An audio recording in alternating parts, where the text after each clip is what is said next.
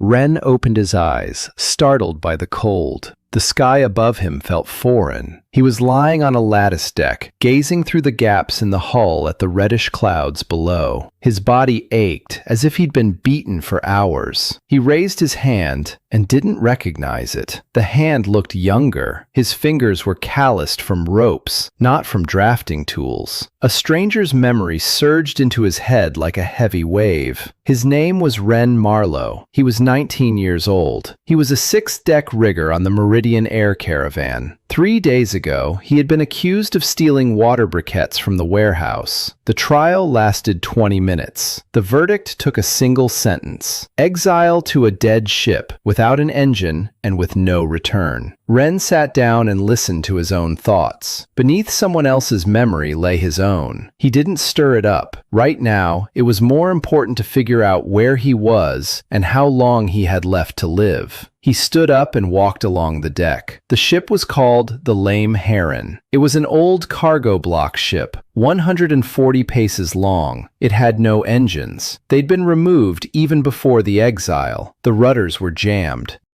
The hull held gas in 0 out of 6 bags. The ship drifted slowly with the wind and descended just as slowly. Ren looked over the side. Below, beneath a layer of reddish clouds, lay the surface. An alien memory helpfully reminded him that it was covered in rusty pollen. Spores had been covering the ground for 40 years. A single breath on the surface meant 3 days of fever and death. People lived only in the sky. Caravans of hundreds of ships traveled through the trade layers and fought for clean clouds where water could be collected without spores. And people like Ren were jettisoned down onto dead ships. It was called mercy. A rope and a jump overboard were considered too swift a punishment. Ren smirked. He was descending at a rate of about 4 steps per minute. He estimated the height and calculated just under 5 days until he reached the reddish layer. A stranger in this situation would have sat down and cried. Ren went to look for tools. His past life had taught him one useful skill. He could look at a crumbling structure and see not junk, but a set of parts. Now that knowledge kicked in on its own. He walked through the ship, breaking it down into components in his mind. 2/3 of the lightweight alloy frame was intact. Half of the rigging had rotted away. The gas bags were leaking at the seams. In the aft hold, he found a box of rusty tools and a coil of wire. In the forward compartment, he found a barrel of stale water and a bag of seaweed crackers. Someone had left the exile a week's ration. The caravan's generosity was carefully calculated. The ration ran out just in time for the encounter with the pollen. Ren laid out his finds on the deck and started with the most important task. He climbed up the shrouds to the 3rd bag, where the biggest leak was whistling. The wind blew in his face. The young man's hands knew the ropes better than Ren himself. He reached the seam and pressed his palm against the tear. Gas was escaping in a thin, cold stream. There was no patch. There was no pitch. He hung from the shrouds and realized the math was simple. Without repairs, he had not 5 days, but 3. And then he heard a sound. From below, something alive was rising from the reddish haze. It was 1.5 times a man's height and resembled an eel with flat fins running the length of its body. A foreign memory twitched with fear. A wind eel. A scavenger of the lower layer. They sensed dying ships and gnawed through the sacks so the ship would crumble to dust. There they devoured whatever hadn't had time to rot. The eel circled around the heron and headed straight for the 3rd bag. Ren didn't run. There was nowhere to run. He pulled a deck knife from his belt and pressed himself against the shrouds right at the seam. The eel struck the hull 2 paces away from him. Its teeth tore through the fabric. The creature clamped down on the edge of the tear and began to rip it wider. Ren swayed on the rope and plunged the knife beneath the flat fin, where he guessed the spine lay. The creature thrashed. Its tail lashed out at his ribs and nearly knocked him off. He held on with one hand. He struck with the knife 4 more times in the same spot. On the 5th strike, strike, the eel went limp and hung from the torn fabric, its teeth still clamped fast. Ren hung there beside it, catching his breath. And then a voice sounded in his head. The voice was even and without inflection. It reported that a suitable carcass of a celestial beast had been found. It reported that the living shipyard was ready for butchering. It requested permission to proceed in the only possible phrasing: consent or refusal. Ren froze. He remembered how he had died in his past life. A single brief memory, the roar of metal and a white flash. He pushed it away. It was useless now. He mentally gave his consent. The eel's carcass glowed with a dim gray light. The light broke it down into fibers. The fibers flowed over the shell like liquid mercury and settled over the tear. After 10 breaths, a patch of dense, leathery membrane glistened where the tear had been. The seam held. The hissing of the leak had stopped. A voice announced that the analysis was complete. A second-grade membrane patch had been obtained. The quality depended on the freshness and integrity of the carcass. A translucent diagram of the heron appeared before Ren's eyes. 11 damage points glowed red on the diagram. Next to the diagram was a list. The list contained a single line: eel membrane, applied. Ren hung from the shrouds and stared at the patch. Then he laughed. The laugh was short and bitter.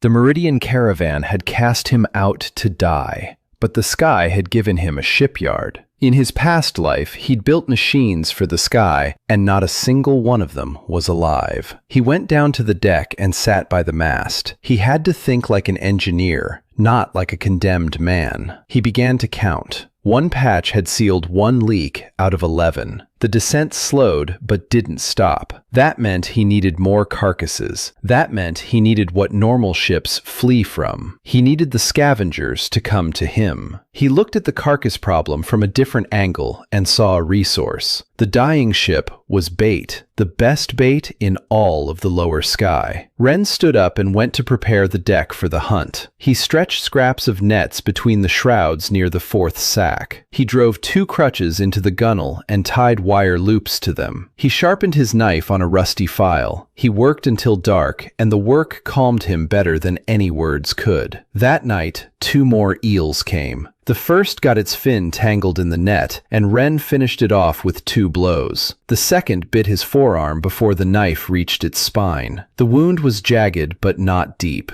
Ren gutted both carcasses. The shipyard issued 2 more membranes and a coil of fiber ropes. The ship's diagram showed 9 red dots instead of 11. He bandaged his arm with a strip from his shirt and ate for the first time in 2 days. The seaweed crackers tasted like wet paper. He ate and gazed at the stars above the storm belt. Somewhere up there, the lights of the Meridian caravan were passing by. Somewhere up there, the quartermaster's office had already filed his name away in the archives. Someone else's memory slipped him the face of the man who had read out the sentence. A smooth, well-fed face with attentive eyes. Gallon, the quartermaster of the 6th tier. It was his men who had found the briquettes in Ren's chest. It was he who had demanded exile rather than solitary confinement. The young man whose body Ren now inhabited didn't understand why. Ren knew that understanding would come later. First, survival. Then, settling the debts. He finished his hardtack and went to check the nets. By dawn, the ship had stopped descending. 4 sacks of patches were maintaining altitude at the edge of the lower layer. Ren stood at the bow and watched the reddish mist swirl 50 paces below the keel.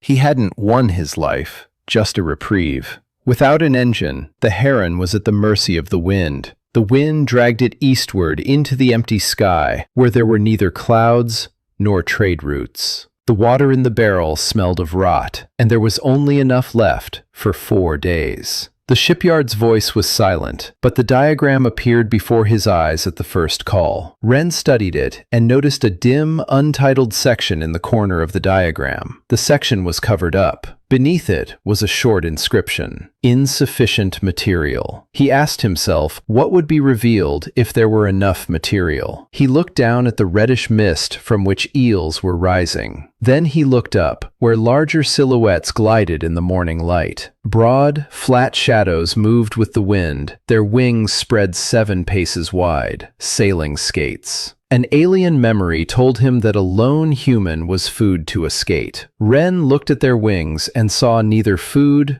nor death. He saw a pull. He saw rudders. He saw speed for his ship. He gripped the railing so tightly that his fingers turned white. Up above, they'd written him off as dead. Down below, pollen awaited him.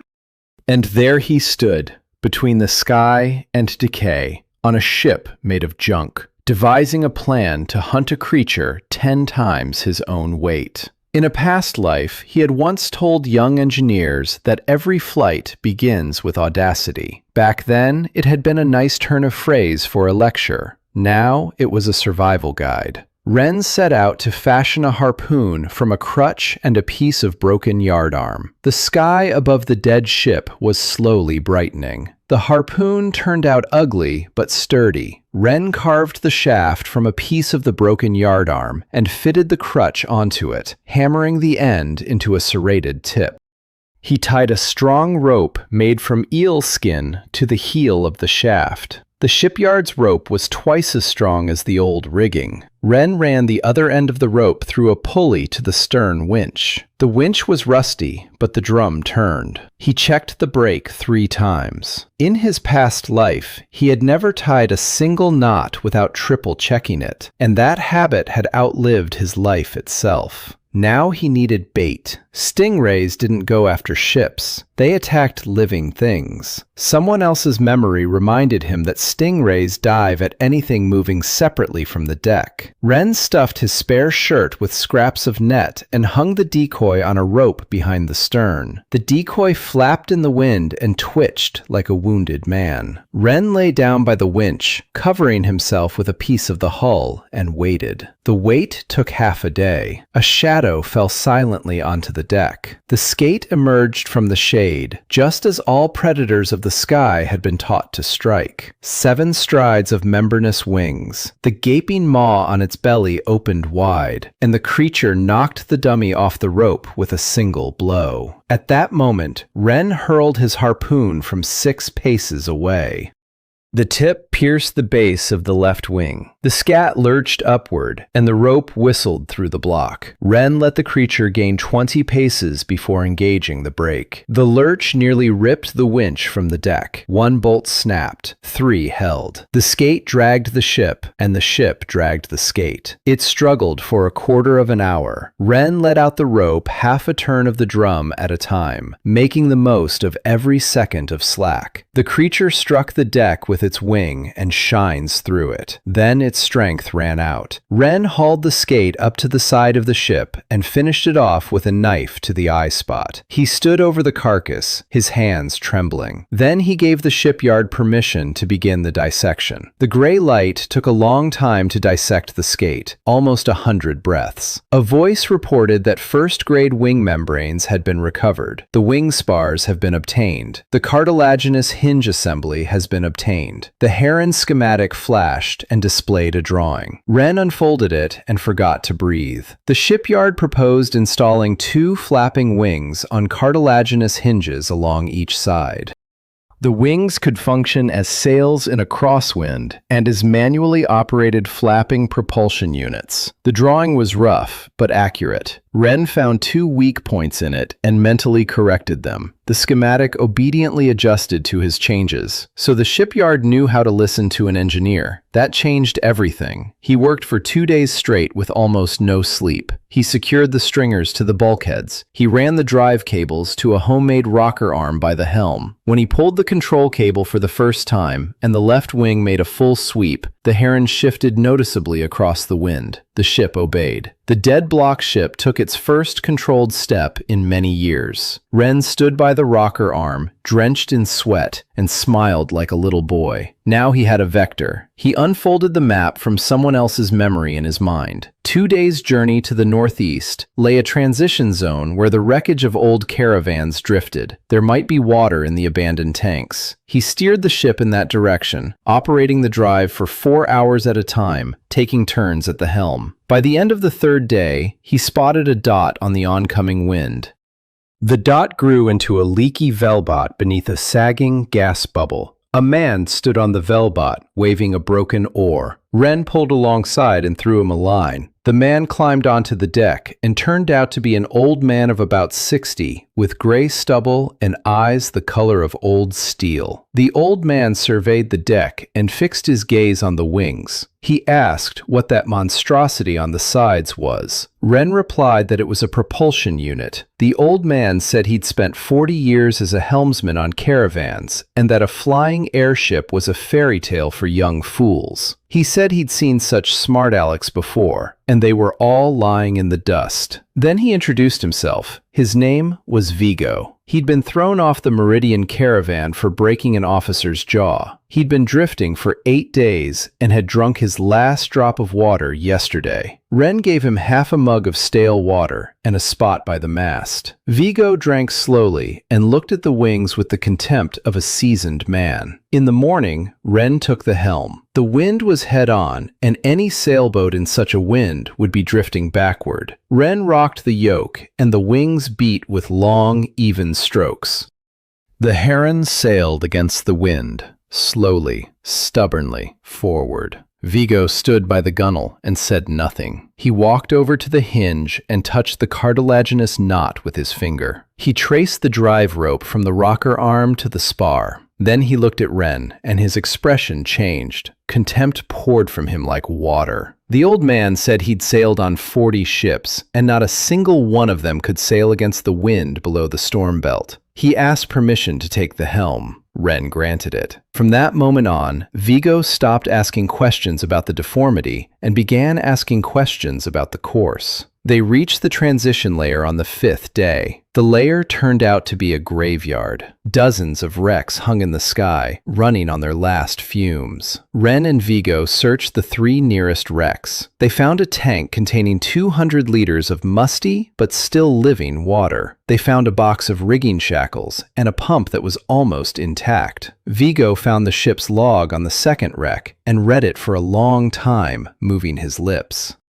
Then he said that this ship had been jettisoned from the Meridian caravan 12 years ago by order of the quartermaster's office. The crew hadn't stolen anything. The crew had refused to hand over their share of clean water to those above. Ren listened, and something inside him grew harder. His situation wasn't a coincidence. It was a system. Those above lived off the fact that undesirables were written off down below along with their shares. He memorized this the way one memorizes the number of a knot that will one day have to be untied. They couldn't linger in the graveyard. The water and the motion were pulling the lower sky down. On the 6th night, Vigo nudged Ren and silently pointed aft. Lights were rising from the reddish mist, not the lights of ships, pale, pulsating spots on the bodies of creatures. There were many of them. Ren's alien memory gave them a name, and it was a bad one. Bone vultures. Mid-tier scavengers that hunt in flocks. They were drawn to the light of the stripped bare hulls and the scent of water. The flock numbered no fewer than 24 bodies. Vigo said he'd seen such a flock at work once.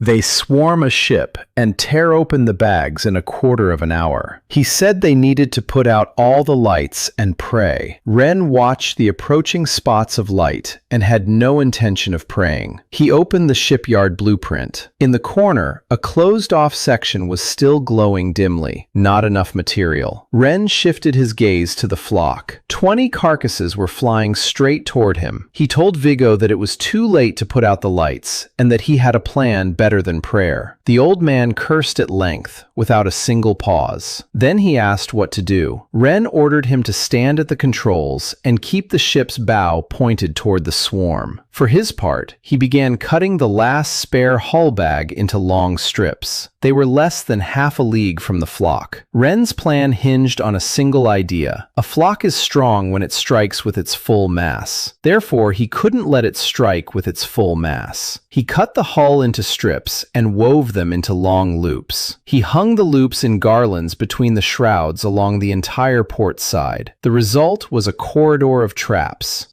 He left the starboard side clear and ordered Vigo to position the ship so that the flock would approach from the left. The griffins flew by the pulsating light of their putrid glands and were unable to change course as they closed in. Wren had extracted this information from an alien's memory in 10 minutes. He also extracted the most important detail. The flock is led by an alpha with the brightest spot on its chest. The flock strikes wherever the alpha strikes. The first wave arrived a quarter of an hour later. 8 bodies crashed into the left rigging at full speed. 4 became entangled in the ropes immediately. The garlands acted like a net in a fish run. The creatures thrashed, tearing at the straps and getting tangled even deeper. Wren walked along the side of the ship with his harpoon, working as calmly as if he were butchering game. A blow to the base of the skull, a step,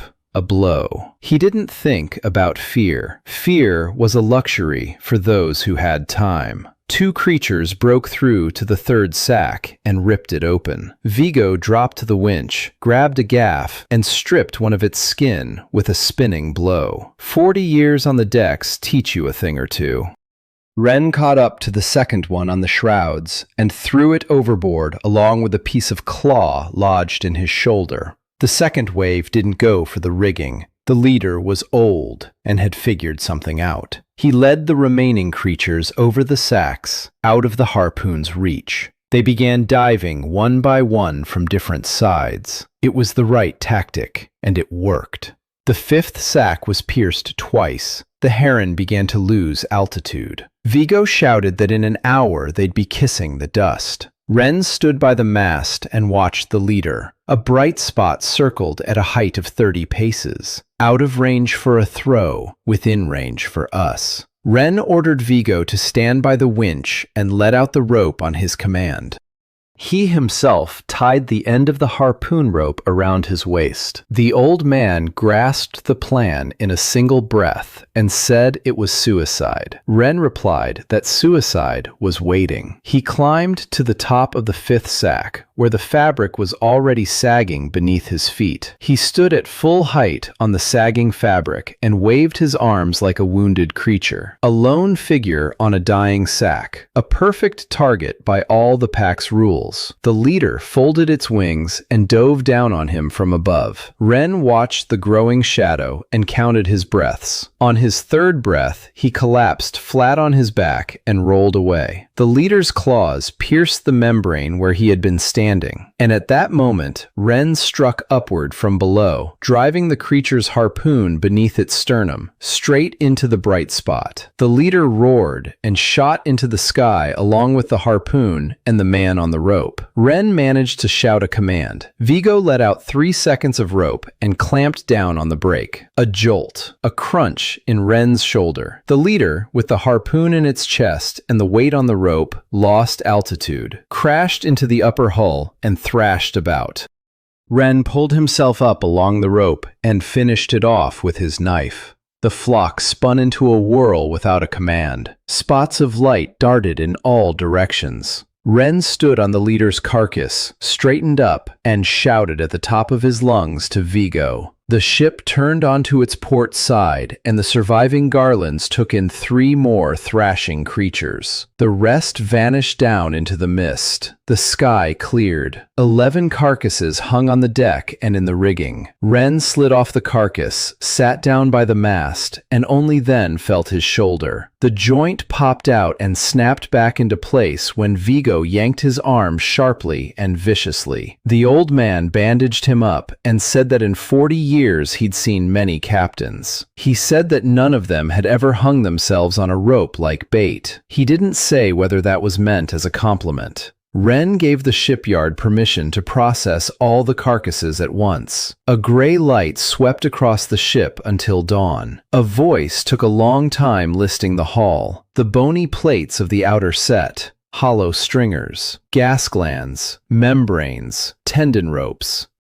And then the voice shifted its tone by half a shade and announced what Wren had been waiting for. Sufficient material has been accumulated. The growth section is open. A new schematic unfolded before his eyes, and Wren studied it in silence for a long time. The shipyard wasn't offering repairs. The shipyard was offering a rebuild. The bone plates were laid over the hull's cheekbones like armor. The Griffin's gas glands were embedded in the sacks and began to produce lifting gas themselves from air and water. Hollow bones extended the frame by a third of its length. The ship ceased to be a block and tack vessel. The ship began to grow as a living thing grows. At the bottom of the diagram was a note. Growth requires a constant influx of carcasses. A halt in the influx leads to the withering of new parts. Wren read this twice. The shipyard had extended credit to the empire and set an eternal interest rate. His ship was now obliged to hunt in order to survive. He approved the restructuring. Over the next 4 days, the heron transformed before his eyes. Bone armor crept up onto its cheekbones in gray plates. The stern frame elongated and became overgrown with a new membrane.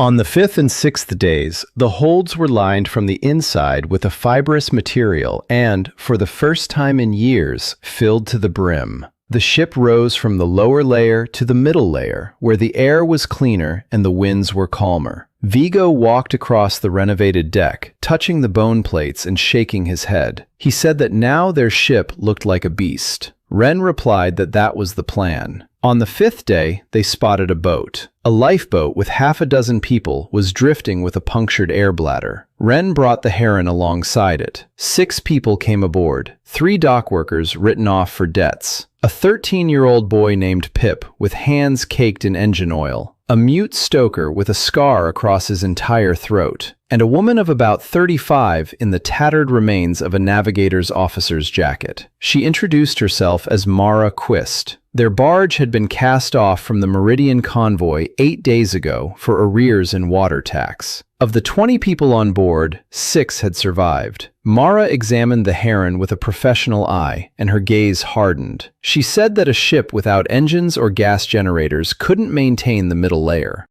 She said that bone armor was the adornment of a madman, and that she wouldn't lead people on a ship that violated all the laws of aeronautics. Wren didn't argue. He led her to the stern and showed her the gas mechanism cut open in the bag. The mechanism pulsed steadily, and fresh gas flowed through a cartilage tube. Mara looked at it for a long time. Then she demanded to see the wings, then the frame. Then, without a word, she took a stylus from Pip and spent half an hour making calculations on the deck planks. When she looked up, her face was pale. She said that, according to her calculations, this ship would be able to carry 300 people in a year. She asked who had built it. Vigo answered before Wren could. The old man nodded toward the captain and said that this guy builds life out of death, and that you get used to it. Mara took her place at the navigator's station that very evening. So there were now 8 people on the Heron, and for the first time, Wren had a crew. He stood at the helm that night, listening to the breathing of the iron mechanisms in their bags. The water problem had been solved by the iron mechanisms, which produced condensate.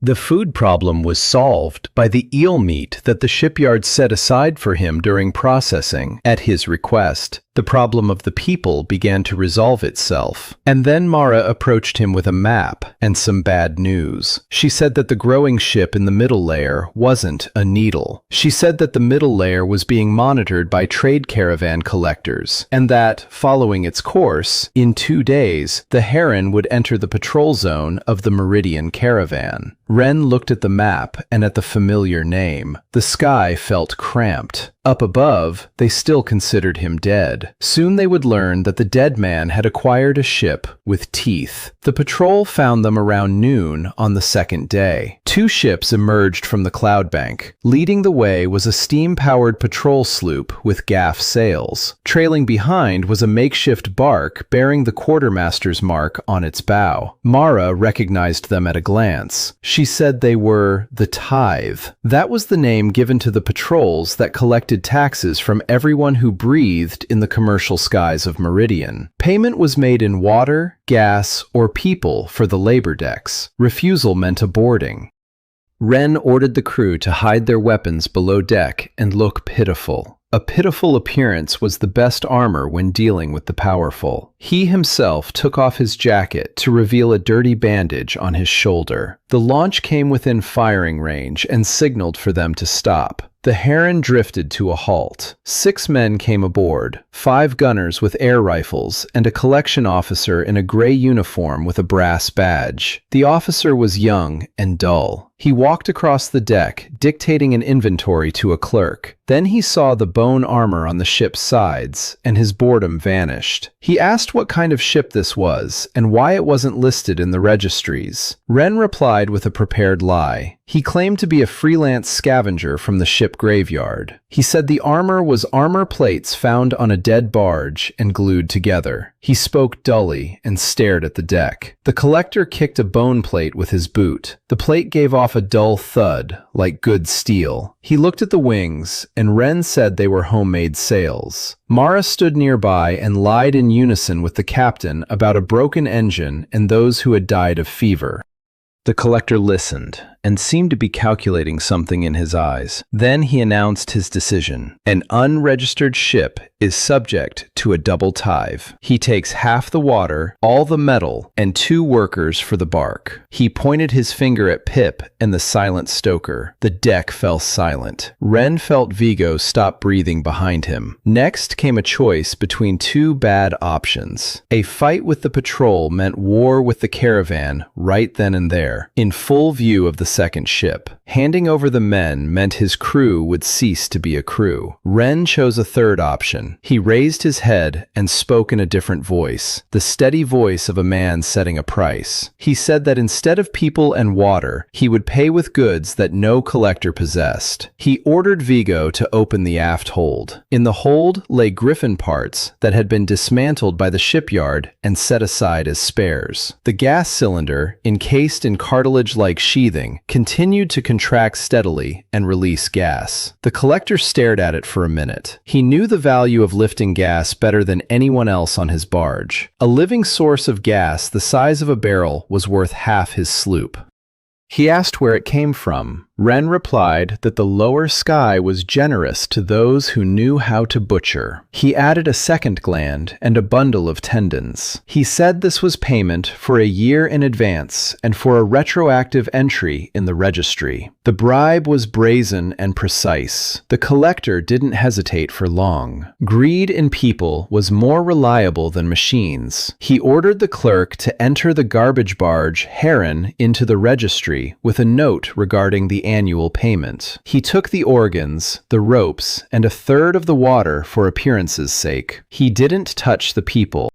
As he reached the gangway, he turned around and said something strange. He said that the quartermaster of the 6th tier was interested in such goods, and that if the garbage collector had another catch like this, he should look for a man named Gallon on the trading deck. Ren thanked him, his expression unchanged. The patrol disappeared into the clouds. The crew exhaled in unison with all their might. Vigo spat overboard and remarked that it was the first time he'd seen a tithe being negotiated away. Mara looked at Ren in a new light. She said he'd bargained like a quartermaster, not a captain. Ren said nothing. The name Gallon burned in his mind with a steady, white flame. The man who had sent him to his death was now summoning him to a meeting, unaware of whom he was calling. In a past life, Ren had once investigated the cause of a disaster and found it not in the metal, but in the signature of an official who had skimped on testing. Back then, he had been powerless against that signature. Now he had a ship with teeth. He turned the Heron toward the trading zone. Mara set a course for the free market. It was a place where everyone who lived among the caravans gathered, a drifting marketplace of old ships moored side by side. There, people bought and sold everything without asking for registration papers. The Heron arrived there 3 days later and made quite an impression. The bone ship with wings anchored in the outer roadstead, and boats full of onlookers immediately headed toward it. Wren went ashore at the exchange with Vigo and a bundle of goods. Eel membranes were in high demand among doctors as dressing material. Rope makers snapped up the tendon ropes without haggling. By evening, Wren had silver, supplies, and most importantly, information. He'd found a merchant named Otis, a portly, cheerful man with the eyes of a moneylender who knew everything under the sun by word of mouth. At first, Otis didn't take him seriously. He said that the scavengers from the lower levels paid with gossip, not silver. Wren silently placed a small gas iron on the table. Otis fell silent for half a minute. Then he wiped the smile off his face, put the iron away, and got down to business. His expression shifted from cheerful to serious as quickly as the weather changes. He explained that the Whitefields cartel controls the clear clouds over the eastern sky. He said the cartel is led by a man named Cyrus Vale, owner of 12 warships. He added that water from the clear clouds is sold to caravans at the price of blood, and that Meridian is the main buyer. He also spoke of Quartermaster Gallon. Gallon had risen from clerk to master of the 6th tier in 10 years. Every year, more people were exiled from his tier than from any other. The numbers of the exiles were buried in the reports. Otis said that everyone knew about this, and everyone kept quiet because Gallon paid off the higher-ups. Wren listened and pieced together a map of the world in his mind. Up above were the caravans and their officials. To the east was the cartel with a monopoly on pure water. Below, there was mist and beasts. And in between it all, his growing ship, which needed carcasses every day. He asked Otis where in this sky there were the most large beasts. Otis looked at him as if he were mad, and replied that large beasts roamed where no one dared to venture. At the edge of the storm belt, and in the clear clouds that the beasts love as much as people do. That's exactly why the cartel keeps its hunting ships there. Wren thanked him and stood up. Otis stopped him with a question. Did he want to sell metal indefinitely? Wren replied that he'd think it over and that Otis would have the right of first refusal. By the time he left the exchange, he already knew the course of action. The herons needed the carcasses of large beasts and clean water. Both were found in one place, in the cartel's airspace. Mara listened to him that evening and said bluntly that this was a path toward war with Cyrus Vale. Wren replied that the war was already underway. It was just that, for now, it was being waged solely against them. The patrols, the tithe, and the blood price for water. That was the war of the strong against the weak. He said he had no intention of striking first. He intended to hunt in the open sky at the edge of the clouds. As for what happened next, that would be decided by those who came to interfere with him. Vigo smirked and said he'd waited 40 years for a captain who'd say such nonsense in all seriousness. That night, the Heron set sail from the harbor and headed east. The lights of the stock exchange faded behind the stern. Ahead on the horizon stood a white wall of clouds illuminated by the moon, beautiful as a promise and dangerous as everything beautiful in this sky. On the second day of the voyage, the lookout Pip shouted from the mast. To port, a carcass half the size of the Heron was rising from the stormy haze. The thunder whale was heading toward the clear clouds along its ancient path. And to starboard, from the white wall, a foreign ship was already advancing toward the whale. A narrow, predatory hunter with harpoon guns and a white cartel circle on its bow. 2 hunters and 1 prey. The sky felt cramped for the second time. Wren made his decision in 3 breaths. Turning away meant showing his back to the hunter and losing a carcass that could propel the Rost a month ahead. He ordered Mara to hold course for the whale and the crew to take their positions according to the battle roster they'd been running for a week. The The roster was simple: Vigo at the helm, Mara on navigation and signals, the loaders at the wing drives, Pip on the ropes, the silent stoker at the winch, Ren himself at the bow with the harpoon. The cartel hunter spotted them and raised signal flags. Mara read them aloud. The foreign ship demanded they leave the cartel's fishing zone and threatened to open fire. Ren ordered them to respond with the "do not understand" signal and not to change course. Their audacity bought them time, and time was everything. The whale swam between the two ships, majestic and indifferent, 40 paces across its body, fins like wings, its back marked with old harpoon scars. Ren's alien memory told him that thunder whales were nearly invulnerable from above, where they were protected by a bony ridge. You had to strike from below, at the soft, gas-filled cavities. But beneath the whale lay a void stretching all the way to the mist, and no ship could stay beneath its body without risking being crushed. The cartel hunter struck first. Its harpoon guns fired from a long range. 2 harpoons embedded themselves in the whale's side above its fin. The ropes tightened. The whale bellowed so loudly that the heron's hull shook. It lunged forward and dragged the hunter behind it like a boat. The cartel's crew knew their business. They let out the ropes, maneuvered the vessel, and wore the beast down according to all the rules of the old trade. Ren watched and realized that in an hour, the whale would run out of steam and the carcass would be theirs. That meant he didn't have an hour. He ordered the deckhands to extend the wings to full span and steered the heron where no sensible captain would ever go, right under the whale. Mara shouted that he was a madman. Ren replied that madness was the only free sky they had left. The heron glided under the bellowing carcass. A shadow the size of a square fell across the deck. The whale jerked and sank 5 paces. A bony ridge swept over the mast, a paddle's length wide. Pip screamed with horror and delight all at once. Ren stood at the bow with a harpoon on the winch cable, waiting for the roll. In a past life, he had tested machines for flutter and knew how to catch the moment when the oscillation reached its dead center. The whale rolled to the left. The soft cavities on its belly opened like bellows. Ren struck. The harpoon sank all the way to the shaft into the gas cavity. The whale shuddered from head to tail. Ren managed to shout a command, and Vigo swung the ship to the right before the carcass could sink. The whale's tail passed 3 paces from the stern, and the blast of air knocked everyone down on the deck. And then the whale began to fall, slowly like a mountain falling. The cartel hunter, suspended by his 2 ropes, suddenly went from being in control to being tethered to a mountain. He was dragged downward. On his deck, men were chopping at the ropes with axes. They cut one in 2. The second got jammed in the hawse hole. The whaler was spun around and slammed sideways into the whale's fin. The crash reached the heron across the sky. Ren could have left. Instead, he led the heron toward the whaler. Mara looked at him, confused. He said that dead enemies are silent, but those who are saved speak. Both are valuable, but those who speak are more valuable.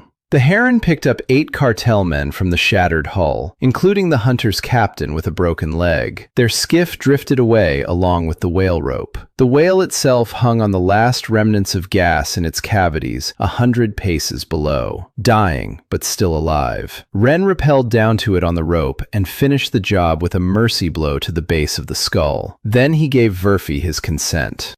The butchering of the thunder whale went on all night and all the next day. A gray light flowed over the carcass like a river. Verfi's voice listed the spoils, and the list made one's head spin. A ridge bone for the keel beam, gigantic gas cavities, muscle fibers from the locomotor girdle, top-grade bone plates, and at the end, the voice announced something new. The threshold for the second stage of growth has been reached. Class restructuring is available. The ship can take the form of a floating city. Confirmation and a continuous supply of top-grade carcasses are required. Ren looked at the blueprint of what the heron could become. 3 tiers of decks.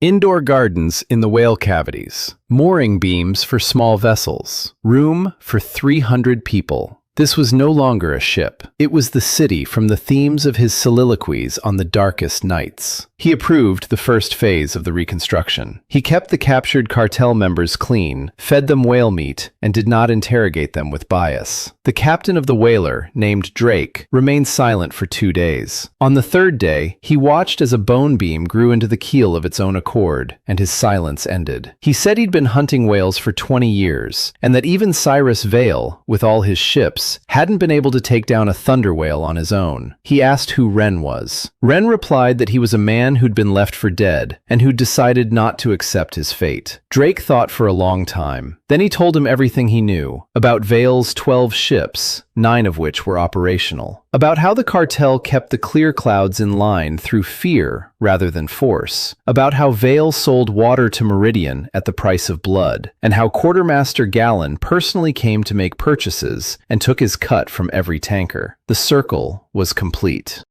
The man who had drowned Wren and the man who held the entire eastern sky by the throat were drinking from the same tanker. Drake added one more thing. In 20 days, there would be a major water trade fair. Gallon would come to Vale with the caravan's treasury to purchase a year's supply. The entire clear sky would be watching. Wren listened, and a plan larger than a ship took shape in his mind. He offered Drake and his men a choice: a skiff and freedom, or a place on the crew of a growing city. 6 remained, including Drake. 2 took the skiff, and Wren let them go, giving them water for the journey. Mara said that those who were released would report to Vale. Wren replied that that was exactly what he was counting on. Let Vale know that a ship capable of the impossible had appeared in his skies. Fear works both ways. For the next 2 weeks, the heron hunted at the edge of the storm belt like no one had ever hunted before. Its wings allowed it to fly against the wind to where the game was large and unafraid. The shipyard was growing. The ship was taking in refugees from wrecked barges and decommissioned Velboats. By the end of the second week, 60 people were living on 3 decks: a blacksmith, a healer, a sectarian preacher whom Vigo had promised to throw overboard if he started preaching before breakfast. People came for water and stayed for something else, for a place beyond the sky where they were spoken to as human beings. Wren would stand on the upper deck of his growing city in the evenings and feel the ship breathing beneath his feet. And on the 19th day, the sky brought bad news. Lookouts spotted 3 raked sails to the west, with white circles on their bows. Vale had sent no negotiators. At the same time, a boat from Audis arrived from the east, from the trading fleet, bearing a note. The merchant's message was brief. The Meridian caravan had declared the bone ship an outlaw for attacking the cartel's fishing grounds. A reward was offered for the captain, alive. The proclamation was signed by Gallon, quartermaster of the 6th deck. Wren stood with the note in his hand, watching the approaching sails. So Gallon already knew that the scrap dealer with the metal and the captain of the bone ship were one and the same person. All that remained was to find out if he realized that this man was the very same young man he had sent to his death a year ago. Wren folded the note and tucked it into his bosom. He turned to the crew, who were waiting for his orders. 60 faces looked up at him from the upper deck, the rigging, and the mooring beams. He told them that, until today, they had been fleeing and making their way. He told them they would continue to make their way, but their running was over. 3 cartel sails loomed on the western horizon. The city of bones and wings was unfolding before them. The 3 cartel ships were sailing in a wedge formation, and Wren could read that formation like an open book. The lead corvette, with 2 harpoon guns at the bow, was preparing to engage the Heron head-on. The 2 flanking sloops were spreading out to the sides to approach from the flanks and tear the airship apart with crossfire. It was the correct tactic against a conventional airship. The Heron was no ordinary airship. Wren gathered his war council, Vigo, Mara, and Drake, at the helm. Drake knew these ships by name. He said that leading the formation was the corvette White Knife, commanded by a man named Harlan. Harlan was the cartel's chief harpooner and never returned without a catch. Drake said that the flanking launches were faster than the Heron downwind, but they had a light hull and were vulnerable to ramming. Wren listened and gazed at the cloud ridge half a league to the north. The ridge was jagged and high. Inside such clouds, one cannot see farther than an outstretched arm. The plan came together in 3 parts, just as a good knot is tied. He ordered Mare to steer the ship toward the ridge at the slowest possible speed. Let the cartel see a sluggish, bulky target crawling away in panic to hide. He ordered the deckhands to keep the wings folded until he gave the command. The wings were his trump card, and you don't show your trump cards until it's time to bet. He ordered Pip and the stoker to prepare smoke pots filled with whale blubber. The pursuers accepted the game he was proposing. The corvette sailed right in the wake, taking its time. The sloops fanned out, cutting off the routes to the south and east. They were herding their prey into the clouds without realizing they were driving it right into its lair. The Heron entered the gray mist, and the world vanished.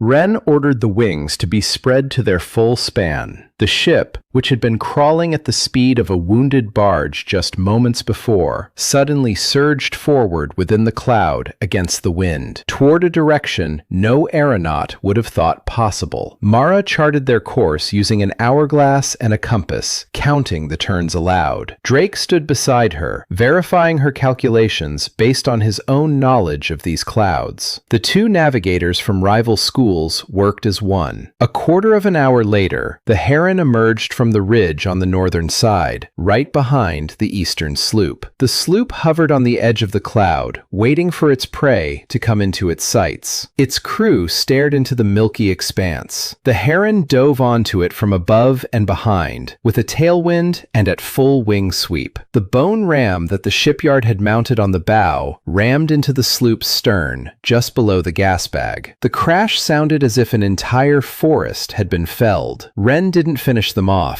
He ordered the wings to reverse, and the Heron pulled away, leaving the sloop with its torn stern to slowly sink toward the lower layer. The sloop's crew jumped into the lifeboat.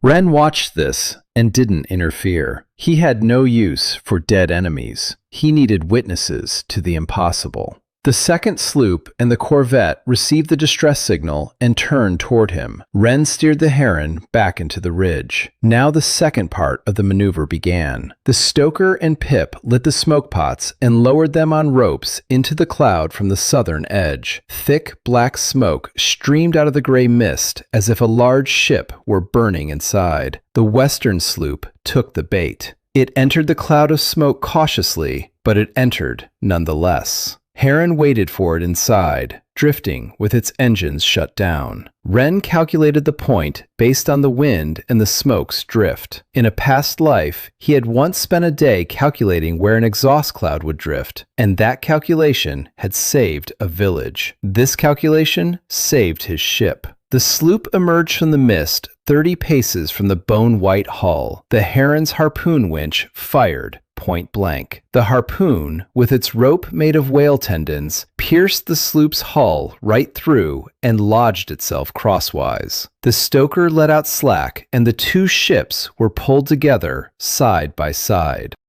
Abor Vigo's boarding party was the first to leap aboard. The fight on the enemy deck was short and vicious. The cartel men were no cowards, but they had come to guard the water collection, not to fight a bone beast that struck from the fog. 10 minutes later, the second sloop lowered its flag. Only the white knife remained. Harlan didn't venture into the clouds. He was too experienced for that. The corvette positioned itself at the southern edge of the ridge, within range of its best shot, and began to wait. He knew the cloud wouldn't last forever, and that the wind would disperse the ridge by nightfall. He was prepared to wait even a full day. Wren wasn't about to give him a whole day. He devised the third part of the plan as he watched the captured sloop. An hour later, that very sloop emerged from the cloud toward the corvette, flying the cartel's flags and signaling that it was damaged. It moved sluggishly and weaved like a ship with broken rudders. Harlan let his ship approach and let it get close, because they weren't afraid of their own. When there were 50 paces left between the ships, the sloop's sides dropped. Beneath them stood the Heron's harpoon winch, which had been moved there overnight, and Wren stood beside it. The first harpoon tore off the corvette's bow gun along with the gun carriage crew. The second struck the base of the mast. And then, from the cloud behind the corvette, the Heron itself emerged at full speed and settled onto its side like a predator lies on the back of its prey. Harlan swiveled the stern gun and managed to fire a single shot. The corvette's harpoon pierced through the third of Saplia's bags and lodged in the frame. Wren's ship shuddered but did not sink. The valves were already pumping gas into the punctured airbag faster than it was escaping. A return volley of grappling lines pulled the corvette tight against the ship. Wren himself was the first to step onto its deck. Harlan met him by the mast, a carving knife in his hand. He was a broad, gray-haired man with the calm eyes of a master. They locked horns without a word. Harlan struck like a harpooner, short and lethal. Wren dodged the blows just as he had evaded the Griffin leader, using rolls and shifts in his center of gravity. On the fifth exchange, he caught Harlan's arm as it swung and struck him in the face with the back of his head, then struck his wrist flat with the blade. Harlan's weapon fell to the deck. The fighting around them died down of its own accord. Harlan stood with a broken nose, looking at Wren and at the bone ship looming over his corvette, and said that in 30 years in the sky, this was the first time he'd seen a hunter become the prey 3 times in a single day. He asked what Wren would do with the prisoners. Wren replied loudly enough for both decks to hear.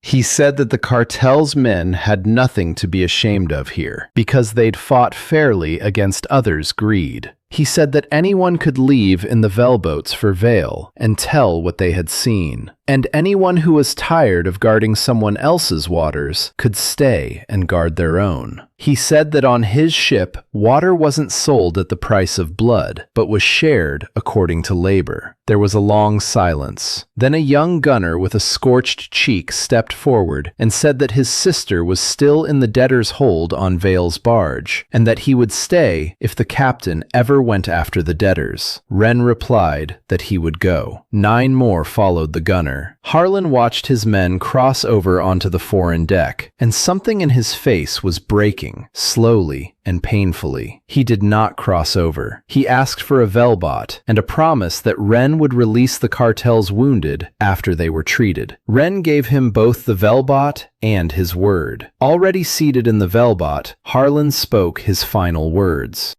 He said that Vale would not stop now, because the issue was no longer about the water, but about the fact that the whole sky had seen how a single scavenger had defeated his 3 blades. He said that if he were in Wren's place, he would vanish from this sky. Wren replied that he was in his rightful place and had no intention of vanishing. The Velboats headed west. The Heron remained with the prize corvette and an almost intact sloop on its ropes. The shipyard requested permission to dismantle the damaged rigging from the prize ships, and Wren learned for the first time that it could process not only beasts, but also dead wood and metal, though it paid 10 times less for them. He forbade the dismantling of the corvette's cannons. The cannons were moved to the upper deck of the Heron, along with the supply of harpoons. The city had acquired teeth of steel to complement its teeth of bone. That night after the battle, Wren made his rounds through the decks. The medic was patching up the boarding party and cursing in every language of the merchant class. Pip was sleeping right on the winch, hugging the bath mat like a toy.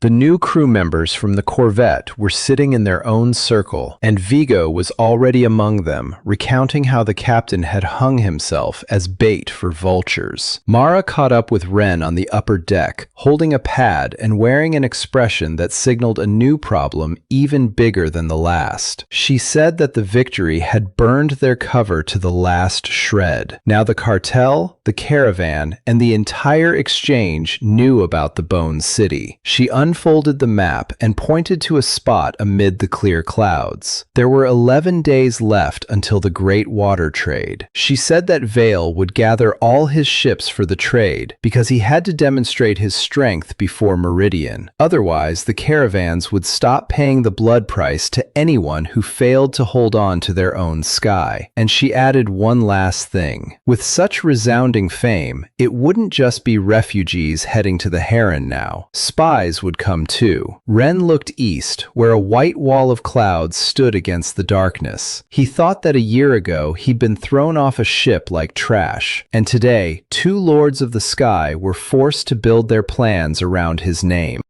That thought didn't bring him comfort. It weighed heavily on him. The higher his city rose, the more people would fall with it if he made even a single mistake. He rolled up the map and ordered the patrols to be doubled and every newcomer to be vetted through Drake, who knew the cartel's people by sight.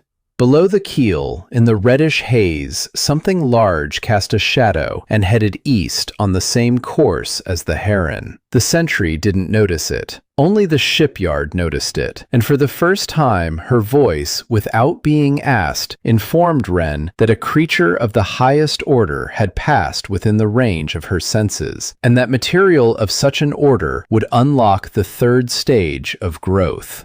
Ren took note of that as well. The sky was building up events like a storm front builds up a charge. The morning after the battle, the city took stock of its gains, and Ren assessed its vulnerabilities. There were many gains. 82 people on board, 4 cannons, 2 prizes in tow, a month's supply of whale meat. There was only one vulnerability, and it outweighed everything else: water.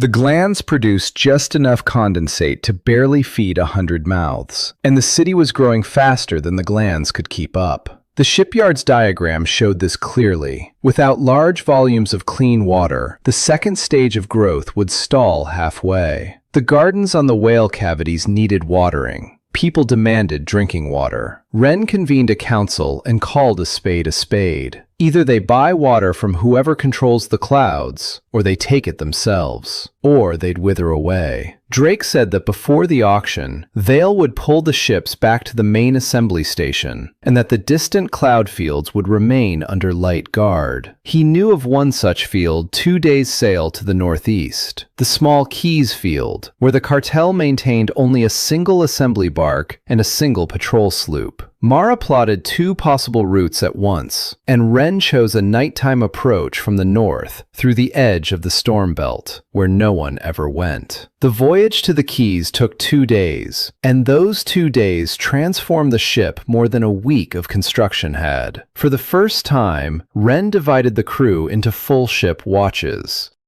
A blacksmith named Bram was reforging captured harpoons into winch cables for the Heron, and grumbled that bone was harder to drill than steel, but held better. The medic, Seld, set up an infirmary in the former hold and recruited 2 assistants. A gunner with a scorched cheek named Yus kept the gun crews at their posts until dark. The city was learning to be a city. On the second night, the Heron sailed out to the Keys. The cloud field lay beneath the moon like a valley of silver. The pure clouds were visibly different from the usual ones. They were denser and whiter and did not smell of rusty bitterness. In the middle of the field hung the cartel's prefabricated barge with its catch nets unfurled, down which condensate dripped into tanks. A guard boat dozed half a league to the west with a single watchlight. Ren did not attempt another boarding. He did what no one expected from a bone ship. He approached the barge openly, with signal fires and a flag of truce. The head of the collection station climbed onto the deck, sleepy and angry, and saw at his side the ship that had been the talk of the heavens for the past few days. His anger vanished instantly.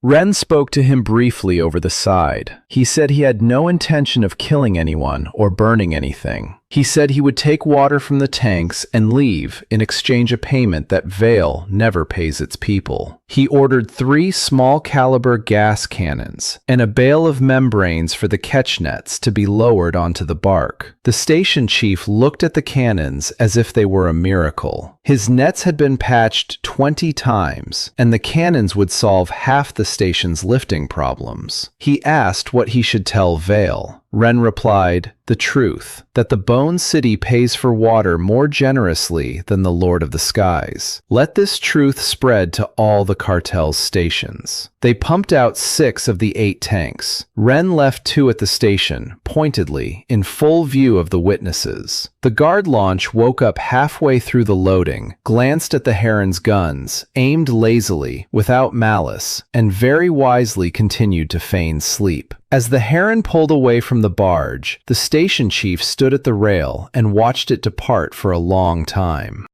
Drake said that within a week, every cartel collector would know about this night, and that the Vale had taken a blow worse than a ram. A ram breaks a ship. Nights like this break loyalty. The water transformed the city in 3 days. The shipyard had planted gardens. On the middle deck, in the whale holds flooded with water and overgrown with algae, the first greenery sprouted from the exchange. Herring had raised a batch of young fish in a separate hold, fish she'd traded for from Otis. For the first time, the city smelled not of bone and fat, but of life. People went to look at the greenery as if they were going to a temple. Vigo grumbled that they'd soon be bringing cows here and that he'd quit. He grumbled, yet he came to the gardens every evening. And on the 4th day, what Mara had warned about came to pass. Drake's patrol caught a spy. A young sailor who had arrived with the latest wave of refugees was identified by one of the former cartel members as a clerk from the Vela station.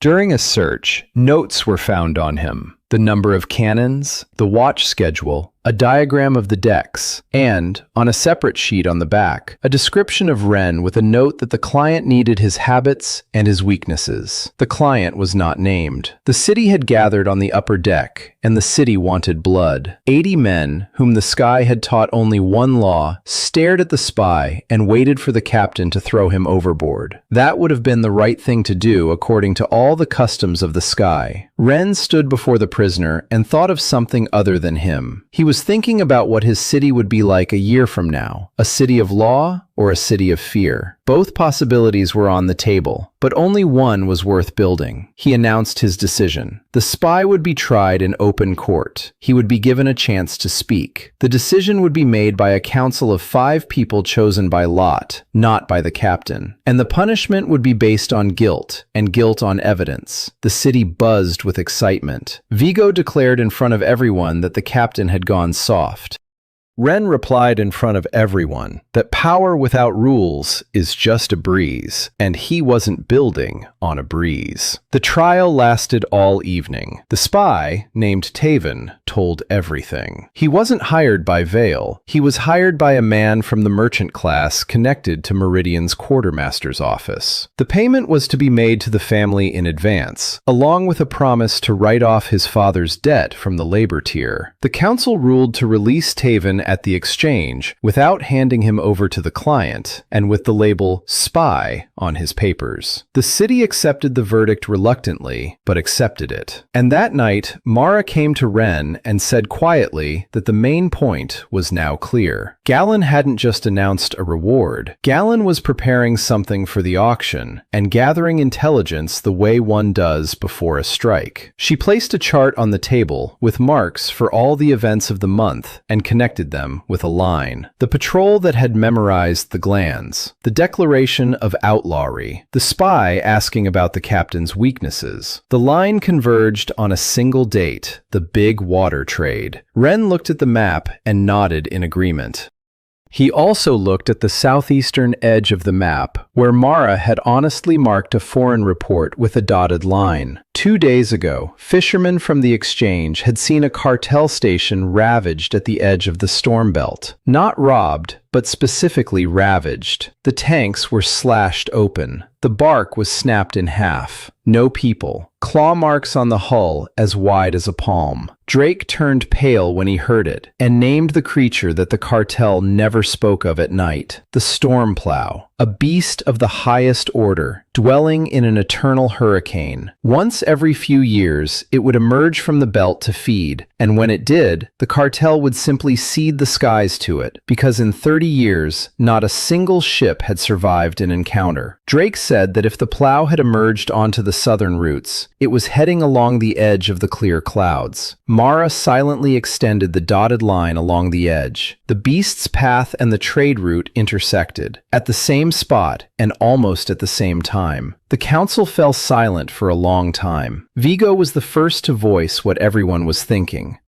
If the plow reaches the collection station on market day, it will wipe out Vela, Gallon, and the caravan's entire treasury in one fell swoop. We could just step back and watch. The sky itself will settle all debts. Ren remained silent longer than anyone else. Then he said no. He said that on market day, there would be hundreds of indentured people at the station, collectors, porters, Vale's debtors, crews of the treasury barges. The sky doesn't choose whom to crush, but he does. And he said one more thing. The shipyard had classified the plow as third-tier material. A city that needs top-tier carcasses can't keep avoiding the top tier forever. Sooner or later, this encounter will happen. It's better to face the beast on your own terms than on its own.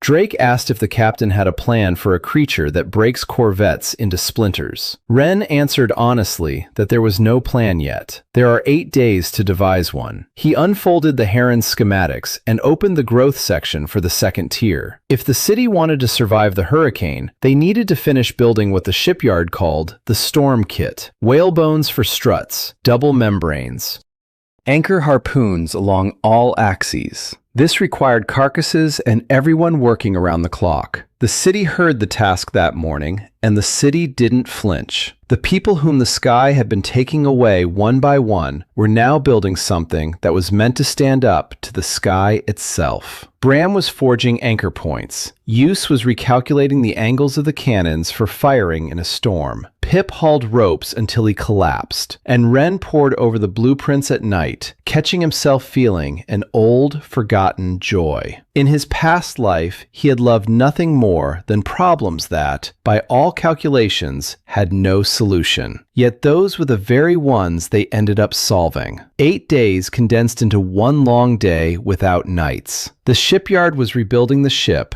and Ren was reworking the plan 3 times a day because each new calculation invalidated the previous one. The plow couldn't be harpooned from a winch. Judging by the tracks at the ravaged station, its claws had ripped through the ship's hull like a membrane. That meant ramming it was out of the question too. Drake squeezed everything the cartel knew about the beast out of his memory. The plow moved within its own vortex.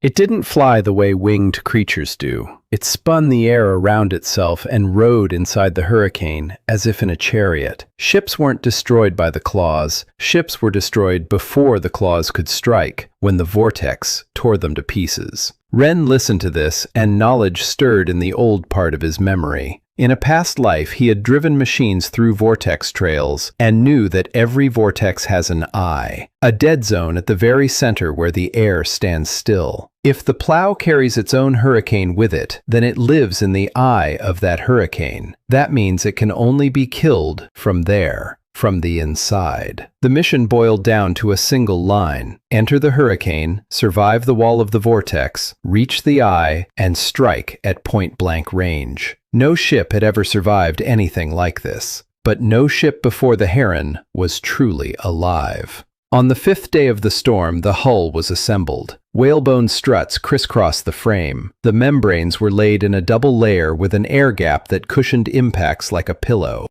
Along all the ship's axes, Brahma anchor harpoon launchers were mounted, capable of firing a rope in any direction and securing the ship to a carcass or a wreck. The wings were fitted with cartilaginous folding locks that could be engaged in 3 breaths. The shipyard accepted the assignment, and its voice reported something new. The possibility of a temporary combat mode had been discovered. The ship could sacrifice 1 hour's worth of growth reserves for strength. After an hour, 1/3 of the accumulated growth is lost. Ren read this as one would read a price on a sign. An hour of invulnerability in exchange for a month of growth. He agreed to keep the mode on standby. On the 6th day, a boat from Otis arrived with the latest intelligence, and the intelligence changed everything once again. The trade was moved up by a day. Gallon was arriving at Vela Station with a treasury convoy of 3 barges and 2 patrol boats, not at noon, but at dawn. Otis wrote that various reasons for the postponement were being whispered about on the exchange, but one stood out above the rest. The quartermaster is afraid of something and wants to wrap things up quickly.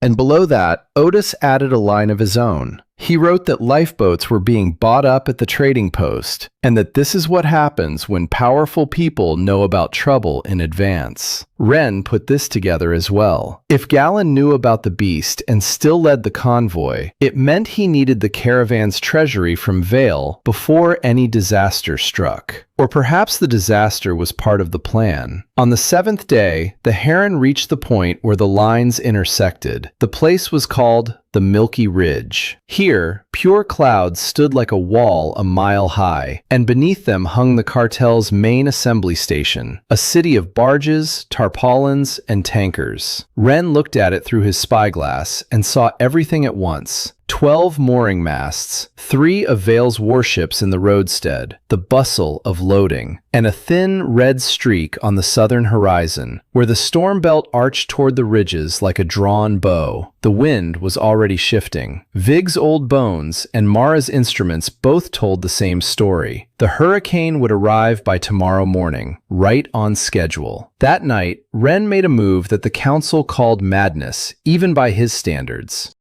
He sent a Velbot to the station with Drake and an unsigned letter. The letter contained 3 lines. The storm plow will reach the ridge at dawn. Get the people from the makeshift shelters into the barges. The bone ship isn't coming for you. Mara said he'd just handed his enemies their main advantage, the element of surprise. Ren replied that his advantage wasn't surprise, but a ship that grows from what kills others. And a warning will give him something money can't buy. Every station collector will remember who warned them and who led the treasury into the hurricane. Dawn broke, yellow and quiet, that special kind of silence known to all who have traveled through the storm belt. Gallon's convoy reached the station exactly as Otis had reported.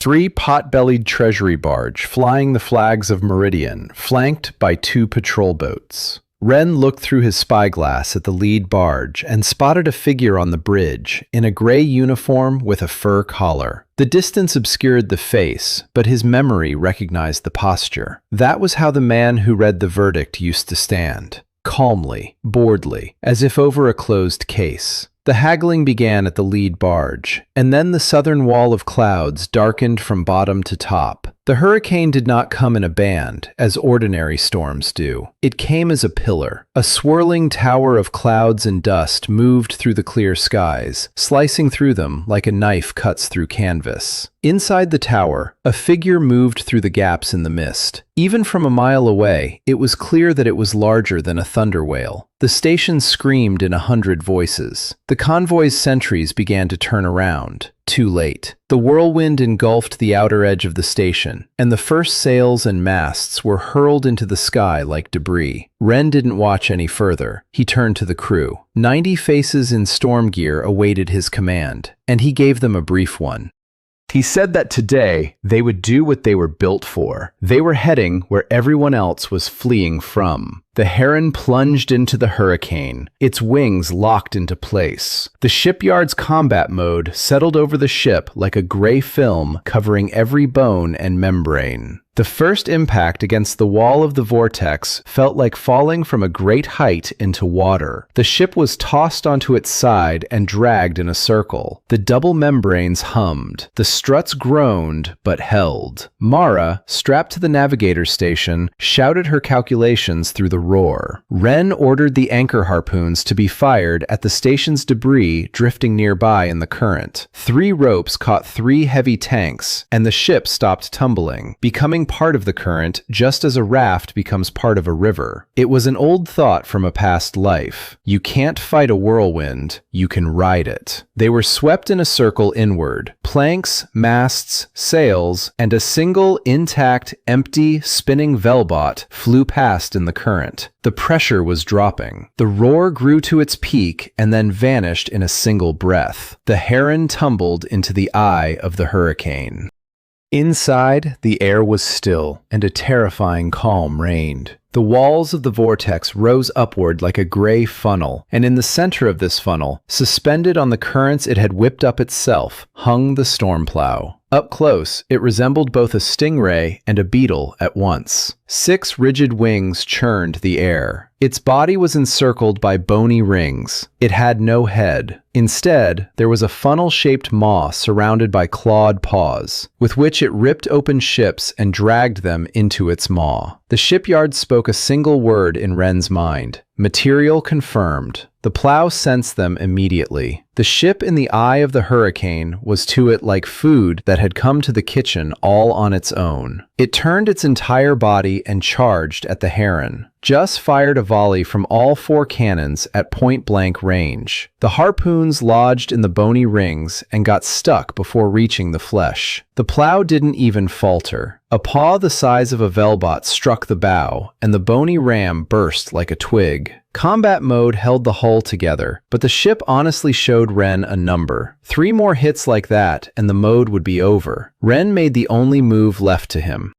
He ordered Viggo to steer the ship not away from the beast, but toward it, into the blind spot beneath the funnel of its maw, where its paws couldn't reach. Where the stingray had its belly, the plow had a joint between its rings. It was the only gap in the bone, 2 palms wide, through which the creature breathed its whirlwind. Juss manually swiveled the stern cannon, calculated for a crew of 6. Pip held up the harpoon, groaning from the strain. The point-blank shot, fired from below upward, entered the slit halfway. The plow roared so loudly that 2 membranes on the upper deck burst. It began to spin, trying to shake the ship off its back, and its own hurricane began to tear apart, losing its order. The walls of the vortex rippled in waves. Ren knew that the eye was about to collapse and bury them all. The harpoon was half embedded in the crevice, and a rope ran from it to the stern winch. He stood by the winch himself, next to the silent stoker, and the 2 of them hauled the rope taut. Then Ren ordered the wings to be lowered fully. The entire weight of the city, suspended on a single rope, rested on the harpoon and drove it all the way into the crevice. Inside. Into the living flesh. The plow didn't scream. It simply stopped its wings. The hurricane around it died within 10 breaths, just as the sound of a plucked string dies away. The sky opened up in all directions at once, and in this newly opened sky, a carcass the size of a ridge began to fall, and the heron, tied to it by a rope, went down with it. The rope couldn't be cut. Ren had decided that even before anyone had a chance to grab an axe. Inside the plow's carcass lay the 3rd stage of growth, and he had no intention of handing it over to the mist after everything the city had paid for that harpoon. He ordered the remaining anchor winches to fire at anything heavy floating by in the crumbling current of the dead hurricane. 2 ropes caught the tanker. 1 snagged a fragment of the pier mast. The fall slowed, but did not stop. Then the shipyard itself proposed a solution, and the solution was terrifying: to begin dismantling the carcass while it was still falling. As the dismantling progressed, the beast's mass would transfer into the ship, and its gas organs could be channeled into the bags first. Ren agreed, and a gray light flowed down the rope toward the carcass like fire down a wick. For the next half hour, 90 people lived within a single, long breath. The carcass melted from top to bottom. Gas from the plow's vortex cavities flowed through the light strands into the heron's bags, and the bags swelled until they rang. The red mist was drawing near. Mara counted the altitude aloud, and her voice remained steady until the very end. The descent stopped 40 paces above the mist. The city hung over death on the carcass of its own prey, and slowly crept upward as the shipyard transformed the beast into an ascent. When the heron emerged back into the sunlight, there were no shouts of joy on the decks. People simply sat where they stood. Pip fell asleep between two heartbeats. Vigo clung to the helm so tightly that Zelda had to pry his fingers loose. And the shipyard just kept working and working. By noon, nothing remained of the storm plow except a list in Ren's head. The list was so long that the voice read it until evening. Vortex glands capable of twisting the air, high-density bone rings, 6-axis winged machines,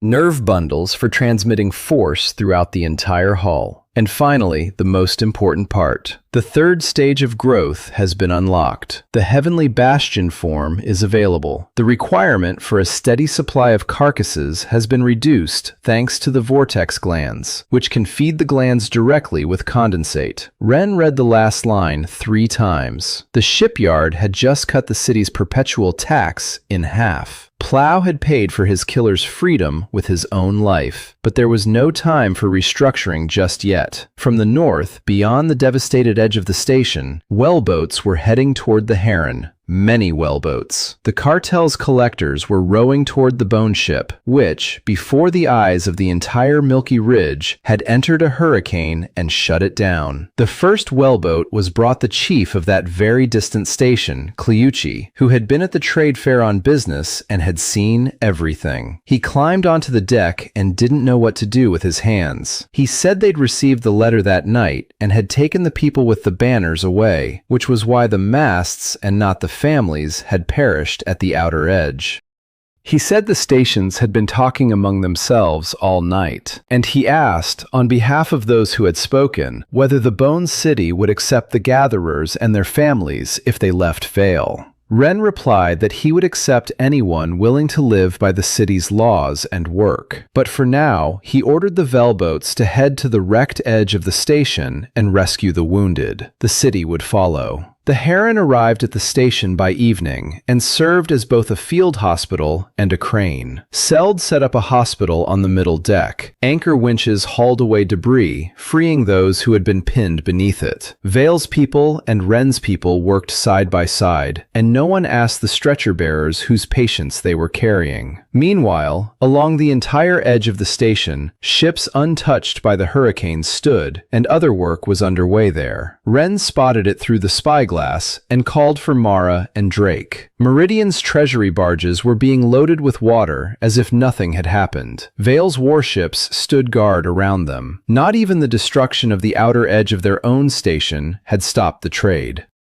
Drake cursed and said that Vale was true to form. As long as the tankers were intact, the dead could wait. By nightfall, a shuttle arrived from Vale, carrying an officer and an invitation. Cyrus Vale summoned the captain of the bone ship to the main barge to discuss the future. Guarantees of immunity were signed by him and Quartermaster Gallon. The council was split down the middle. Vigo said it was a trap as old as the hills. Mara said that after today, Vale wouldn't risk killing Ren in front of the stations, because the stations were already half out of his control. Drake offered a third and most accurate assessment. Vale is calling for us not to kill.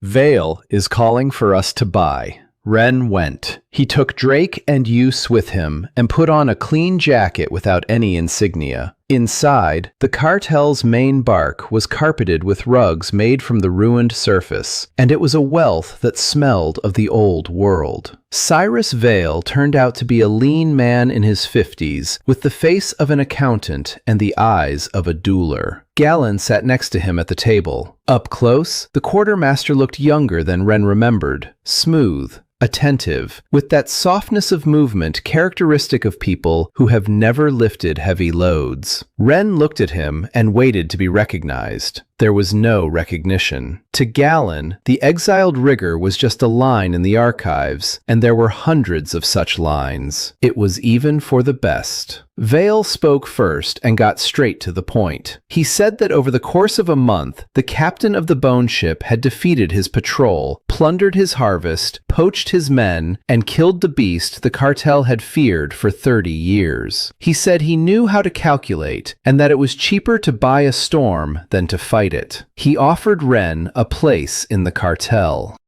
A third of all the clear clouds under his control, the right to collect taxes, the right to hunt, the Whitefields flag, and protection from any caravan claims. He placed a piece of paper on the table where all of this was written in beautiful clerical handwriting. Then Galen spoke, and Wren heard his voice for the first time outside of a sentence. His voice was warm and reasonable. The quartermaster said that the Meridian caravan would withdraw the outlaw notice the very day the third signature was added to the agreement. He said that the sky needed order, and order was achieved when the powerful came to an agreement. He smiled and added that he also had a personal interest: live gas glands. He was ready to buy as many as the city could supply and pay with pure water at the cartel's internal price. He named the quantities, and they were enormous. Wren listened and saw right through the whole scheme, just as he had once seen through the machines of others. Vale wasn't buying himself an ally, but a chained beast to set against the caravans. Galen was buying himself a monopoly on the glands, so that in a year's time he could have both the cartel and the caravans by the throat.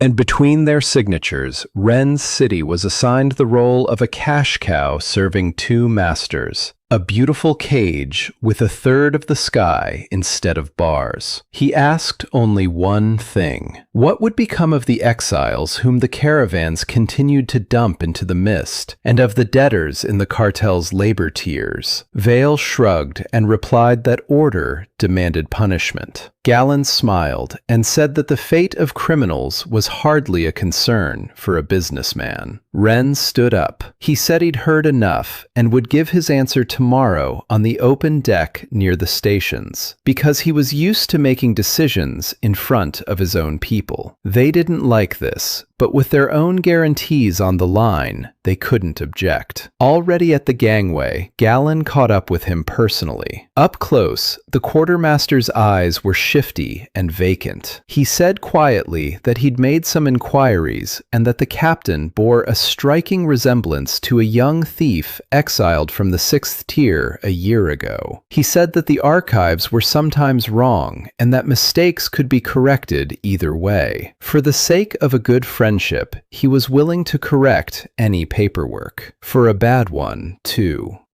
Wren replied, just as quietly, that the archives hadn't made a mistake, only that the thief in that story wasn't a rigger. And he walked away without turning his back, feeling that gaze like the sight of a harpoon.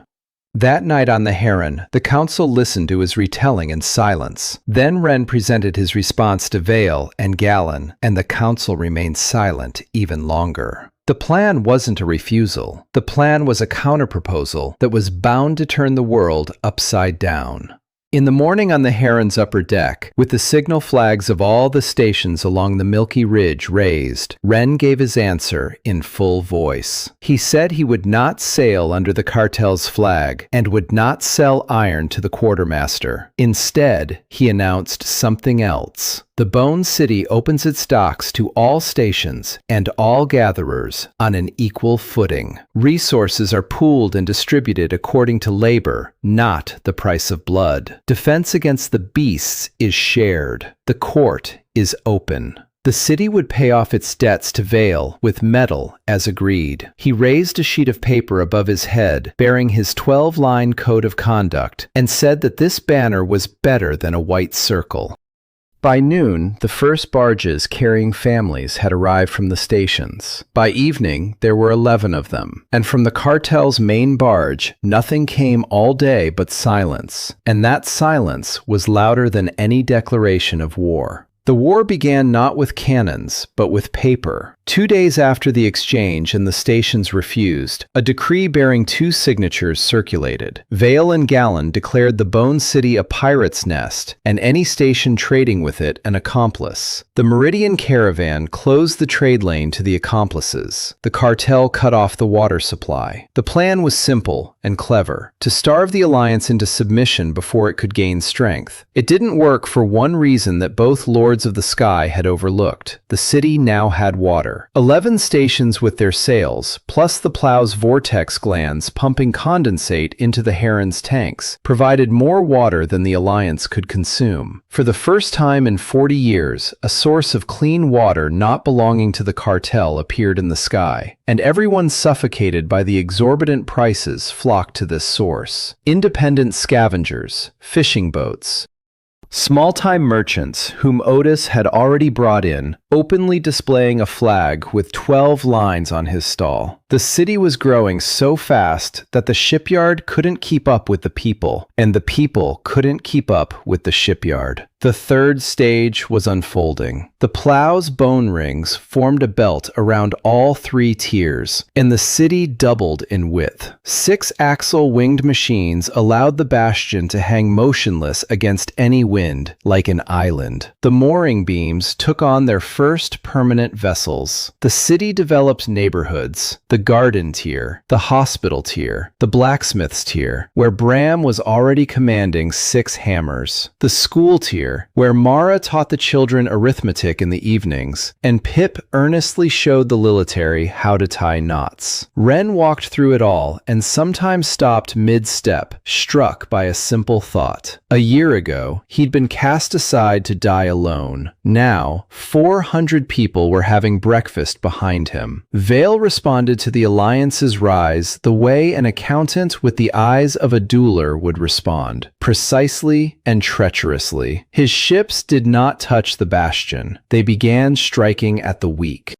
The first to burn was the distant Keys station, which hadn't had time to seek cover. The station chief, the very same one who had asked about families, was found alive, but with gray hair, in a drifting boat. He reported that the ships had arrived at night flying foreign flags, but the crews operated with cartel hooks and in cartel formation. Then they intercepted 2 barges carrying refugees. They didn't kill the people. Instead, they took them to the labor decks to work off debts, both real and fabricated. Gallon, for his part, cut off grain shipments from the upper caravans to the exchange, and Otis wrote that the merchant class was creaking but holding on for now. The city council demanded a retaliatory strike against Vale's ships. Ren held the council together and kept his composure. He said that this was exactly what Vale was waiting for. The cartel's fleet is still stronger in open combat. 9 warships against a single bastion and 3 prize ships. That's bad math, no matter how thick the dice. You have to strike not where the enemy expects it, but where his treasury lies.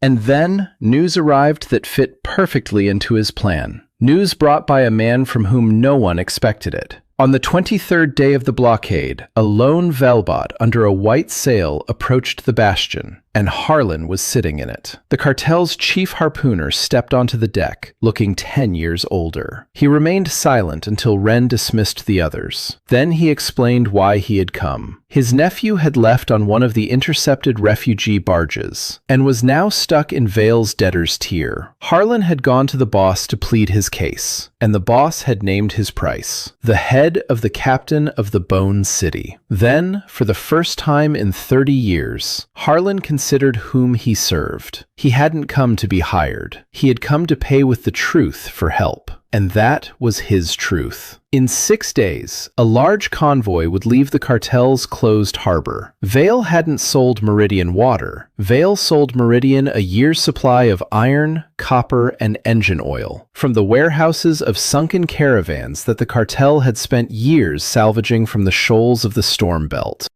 The advance payment is already sitting in his harbor, that very treasury which Gallon had brought to the failed negotiation. 3 barges of silver and obligations. The convoy will carry the goods to the caravans, while the treasure will remain in the harbor under the guard of just 2 ships, because the other 7 will depart as an escort. 6 days. Then the harbor will once again become a fortress. Drake verified every word Harlan had said with his own men from the defected stations, and the accounts matched. The council debated all night. Mara said it might be bait worthy of Wren himself. Vigo said that even if it was bait, it was a juicy one.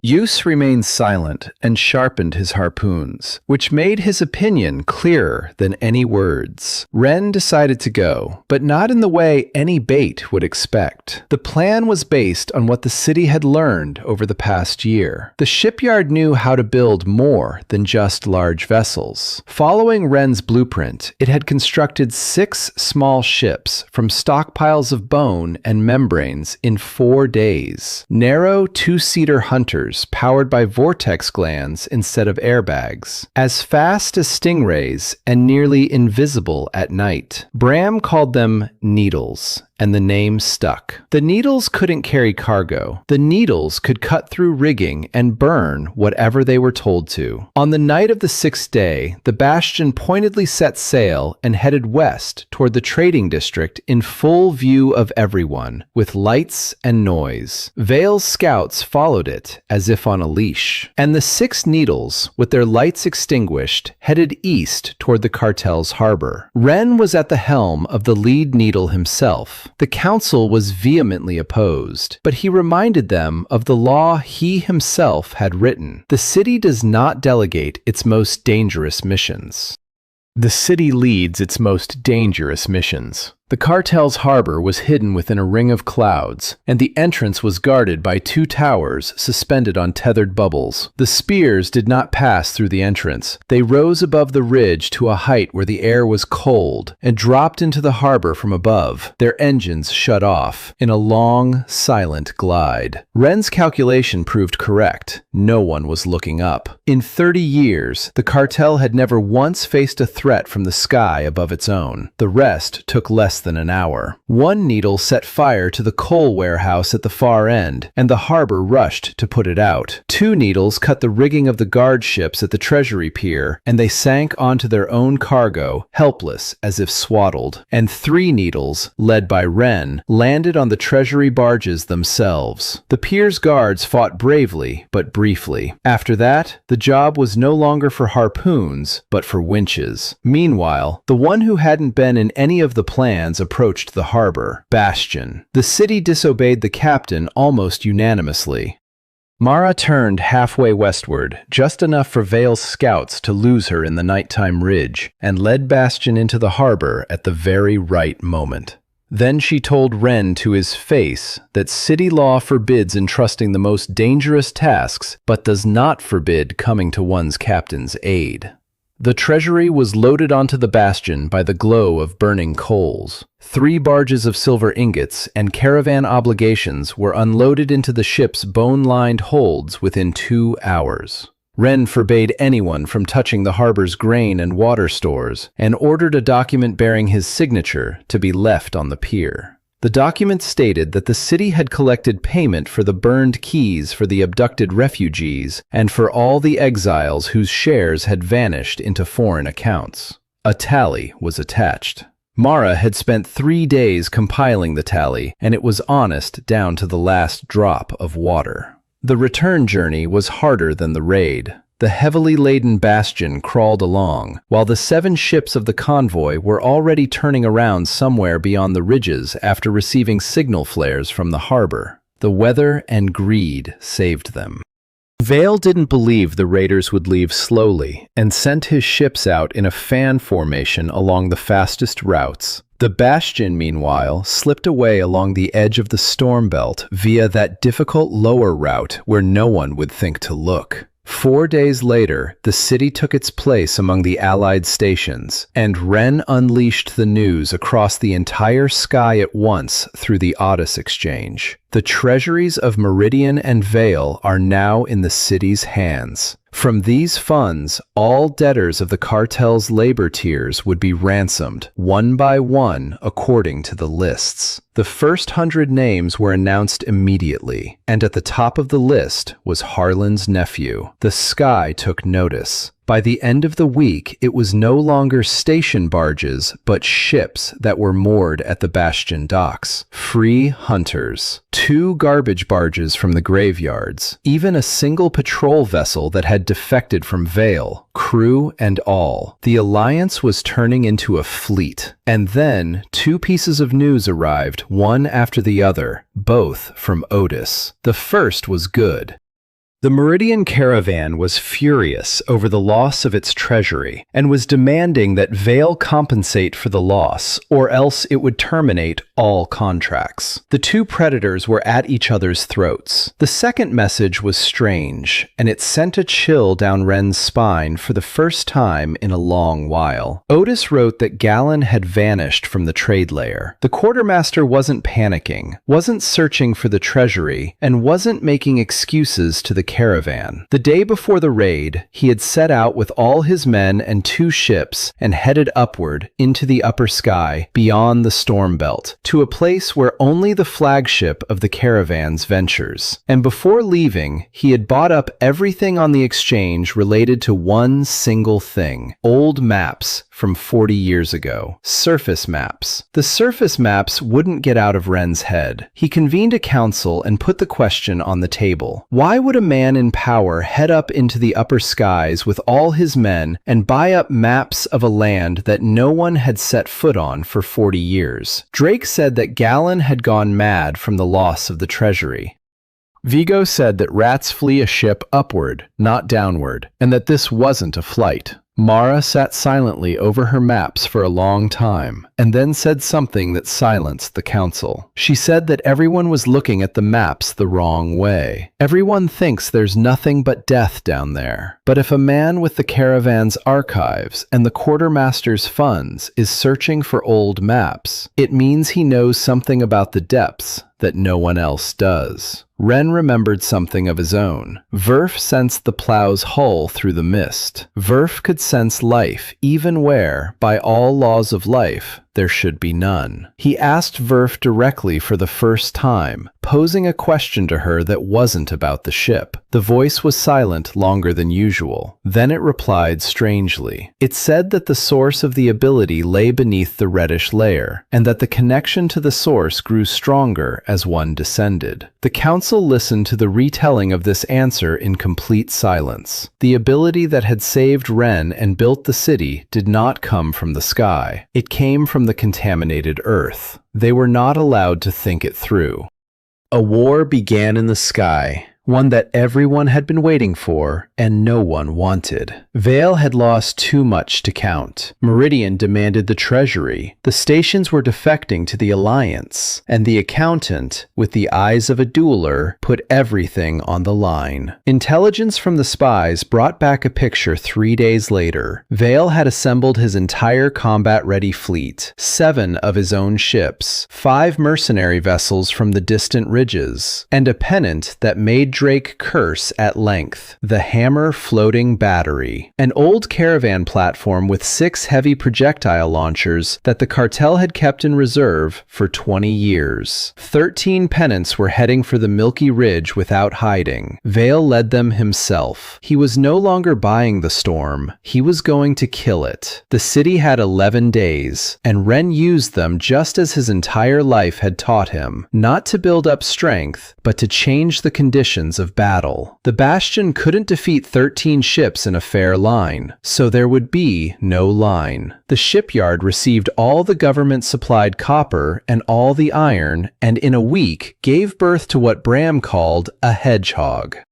40 small-caliber anchor stations around the city's entire perimeter, firing not harpoons, but nets made of whale tendons. The Needles had gained a 7th and 8th sister. The Union stations had moved their families to the distant ridges, and Harlan, who had become a citizen of the city after ransoming his nephew, simply walked through the tiers, telling the gunners what Vale was thinking and how the hammer was aiming. The cartel's fleet arrived at dawn on the 12th day. It formed a semicircle beyond the range of the Bastion's cannons, and the hammer fired its first volley. 6 projectiles the size of a Velbot streaked across the sky. 4 missed. 2 hit. The bone belt held, but a tremor ran through the city, and screams rose from the garden tier. Vale was in no hurry. His plan was as clear as an accounting ledger: to shell the stationary city from a distance without entering the range of its guns. The hammer took a long time to reload, but the city had nowhere to flee from the semicircle. That's what his entire fleet thought. The city sprang into action. The Bastion, with 400 people on board, deployed the 6 axes of its winged machines and set off, not away from the fleet, but toward it, straight at the hammer, right through the formation. No one had ever done this before, because it was suicide for any ship except one that grows from its wounds. Ren stood alone at the helm. He steered the city head-on toward the battery, and counted aloud the reload time he'd learned from Harlan. The Molo's second salvo struck point blank. 3 projectiles hit the bow. The shipyard sealed the holes before our very eyes, tightening the membranes faster than people could even react in fear. And then the Bastion entered the semicircle, and it became clear why. In the melee of close combat, the hammer's heavy machines were blind. Their own ships were blocking their line of sight. The hedgehogs struck in all directions at once. 40 nets entangled the rigging of the 5 nearest pennants within the first few minutes. The needles severed the mercenaries' rudders, and the mercenaries began to withdraw from the battle, one by one, because they were paid to fight a war, not for this. Vale's ships fought fiercely and skillfully. A corvette rammed the mooring jetty and got stuck in the rubble. Boarding parties clashed on the middle decks. Use fired captured cannons point blank at the masts. Vigo held the helm, while Ren led a boarding assault on the hammer itself. The battery was taken in a quarter of an hour. The machine crews were not warriors. And then the hammer's 6 heavy machines turned, at the city's behest, against its own fleet, and the war was over. Vale lowered his flag at the end of the 3rd hour, when only 2 of the 13 pennants remained operational. He was led onto the upper deck of the Bastion, under the gaze of the entire city, and he stood tall. He asked how much Ren wanted for his life, because everything has a price. Ren replied that his life could neither be sold nor bought, but only judged. The city's trial lasted 2 days, held openly with representatives from all stations present. They took everything into account: the burned keys, the abducted people, and the blood prices over 40 years. Vale was not cast into the abyss, even though the city demanded it. The council sentenced him to what the accountant feared more than death: bookkeeping. A life sentence of keeping records of debtors' ransoms from the cartel's tiers, under supervision and without the right to own even a Velbot. The Empire of the White Fields ended not with an execution, but with an inventory. The pure clouds withdrew to the union of stations. The warships joined the city's fleet. For the first time in 40 years, the sky above the eastern ridges remained without a master because it had become shared. They celebrated for a week, and on the 8th day, a reconnaissance probe arrived from the upper sky with news that made Ren cut the celebration short mid-sentence. The scout had found Gallon's trail. 2 of his ships had not remained with the Meridian flagship. They had passed straight through the upper sky, picked up cargo and people there, and headed north toward the dead zone where the storm belt touches the ground. The scout got close enough to make out the cargo on the decks: old-style diving bells, pumps, and holds containing something alive, covered with canvas. She also brought back a scrap of paper she'd fished out from behind their stern, a fragment of an old letter from 40 years ago. The letter contained 3 legible lines. "The spore source is not natural. The storage facility beneath Mount Kyle is intact. The keys are with the quartermaster's office." Ren stood with the scrap in his hand and felt as if the final gear of the machine he'd been taking apart all year had fallen into place. Spores that had destroyed the surface. A power rising from below. the quartermaster buying up maps of the land and hauling diving bells north. Galen wasn't running from the war. Galen was heading toward the source of everything. And if the keys to the spore vault truly were in the hands of the quartermaster's office, then the man with the smooth face was not about to become the master of the sky. He was about to become the master of what makes the sky the only place where life is possible. Ren convened a council that very night.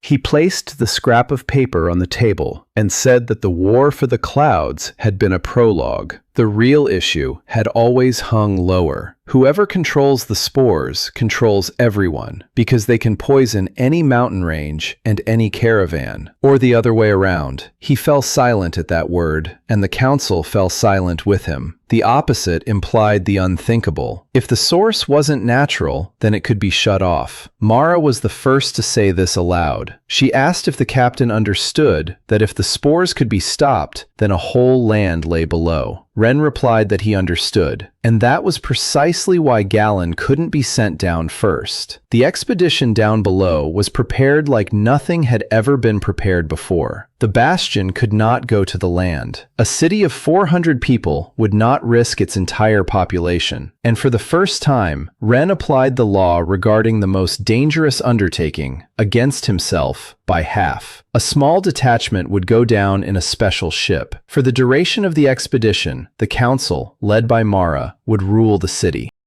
The shipyard spent 8 days building the descent vessel using the very best materials it had stockpiled. The hull was made of plow rings, double membranes with a gap to prevent spores, vortex glands supplying pressurized, clean air to the interior so that the contagion wouldn't seep through the cracks, bone sleeves with gloves for working on the outside. Bram and Zelda took care of the rest. Tight-fitting suits made of membranes with glass eye sockets cast from remelted turquoise sand from the exchange. They named the ship the Root. Ren handpicked the crew himself. Viggo at the helm because everyone was tired of arguing with him. Drake as an expert on the northern ridges. Use with 2 light cannons at his disposal. Zelda because where there are spores, a healer is needed. Harlan because he asked without explanation, and people like that ask only once in a lifetime. And Pip didn't go. Pip stayed behind and wept in the rope locker until Mara appointed him liaison to all the city's spies, which instantly dried his tears. Before setting out, Ren stood for a long time on the garden terrace. The greenery smelled just as his past sky in that life.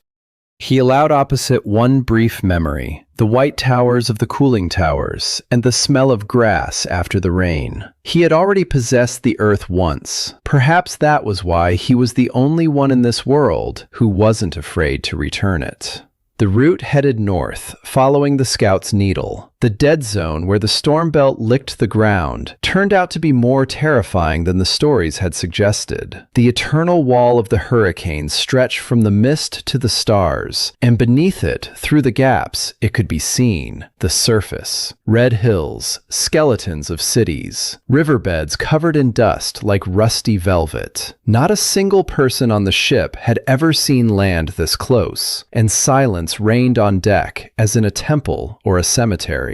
Drake found the passage that Galen had used. An ancient river gorge led beneath the edge of the hurricane, and the wind swirled over it in a peculiar way, leaving a corridor of silence 3 ships wide. Debris hung at the entrance to the corridor. Galen's unmanned patrol ship, its cargo bags slashed open. The claw marks, as wide as a palm, were familiar to everyone from the ransacked station. The dead zone had its own inhabitants.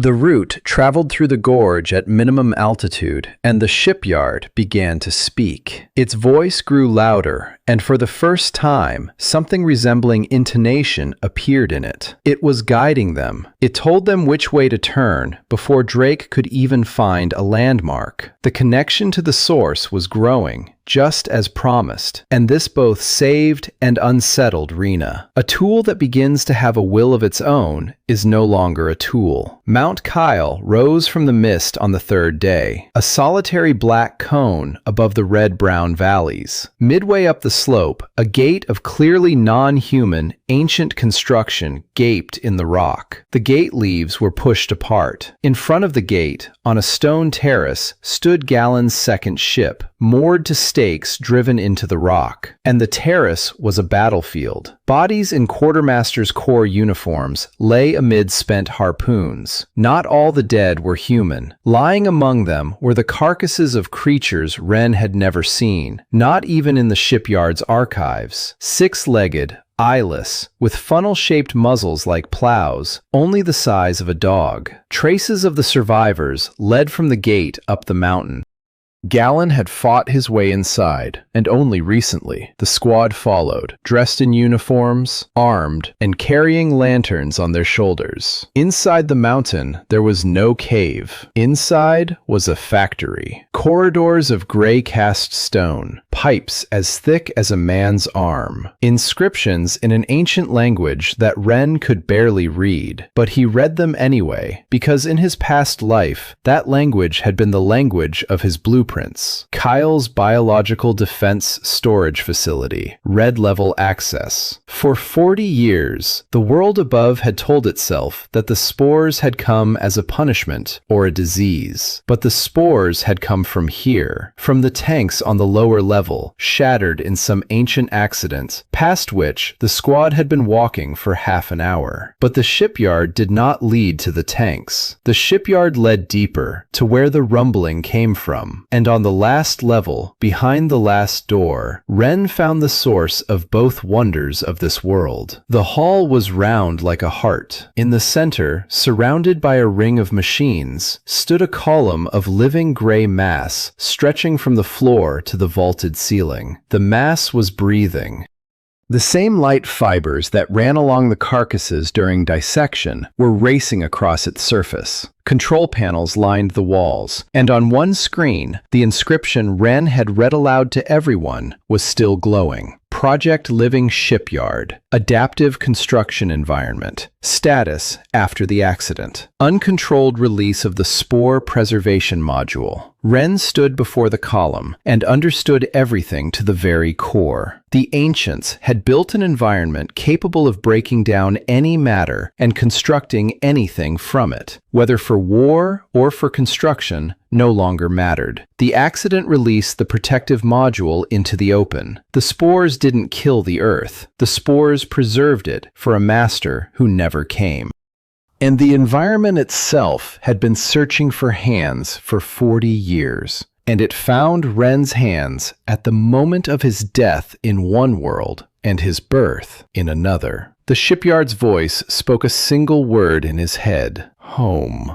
Gallon emerged from the ring of vehicles. The quartermaster was in a torn suit, without a helmet, and 4 men with rifles remained with him. He wasn't surprised to see Wren. He smiled, just as he had at the trial a year ago. He said he was glad the archive hadn't been mistaken, and that the rigger had made it on his own. He gestured toward the column and spoke quickly and with relish, the way people talk about money. Here lies the power over both worlds. The module's control panel is intact. We can recall the spores from any valley and sell the uncontaminated land by the acre. We can send them against any mountain range or caravan. He offered Wren half. He said that when 2 powerful parties come to an agreement, that is the order of things, and everything else is just romance for the lower echelons. Wren asked him just one thing. Did he know about the vault when he was sending people down year after year?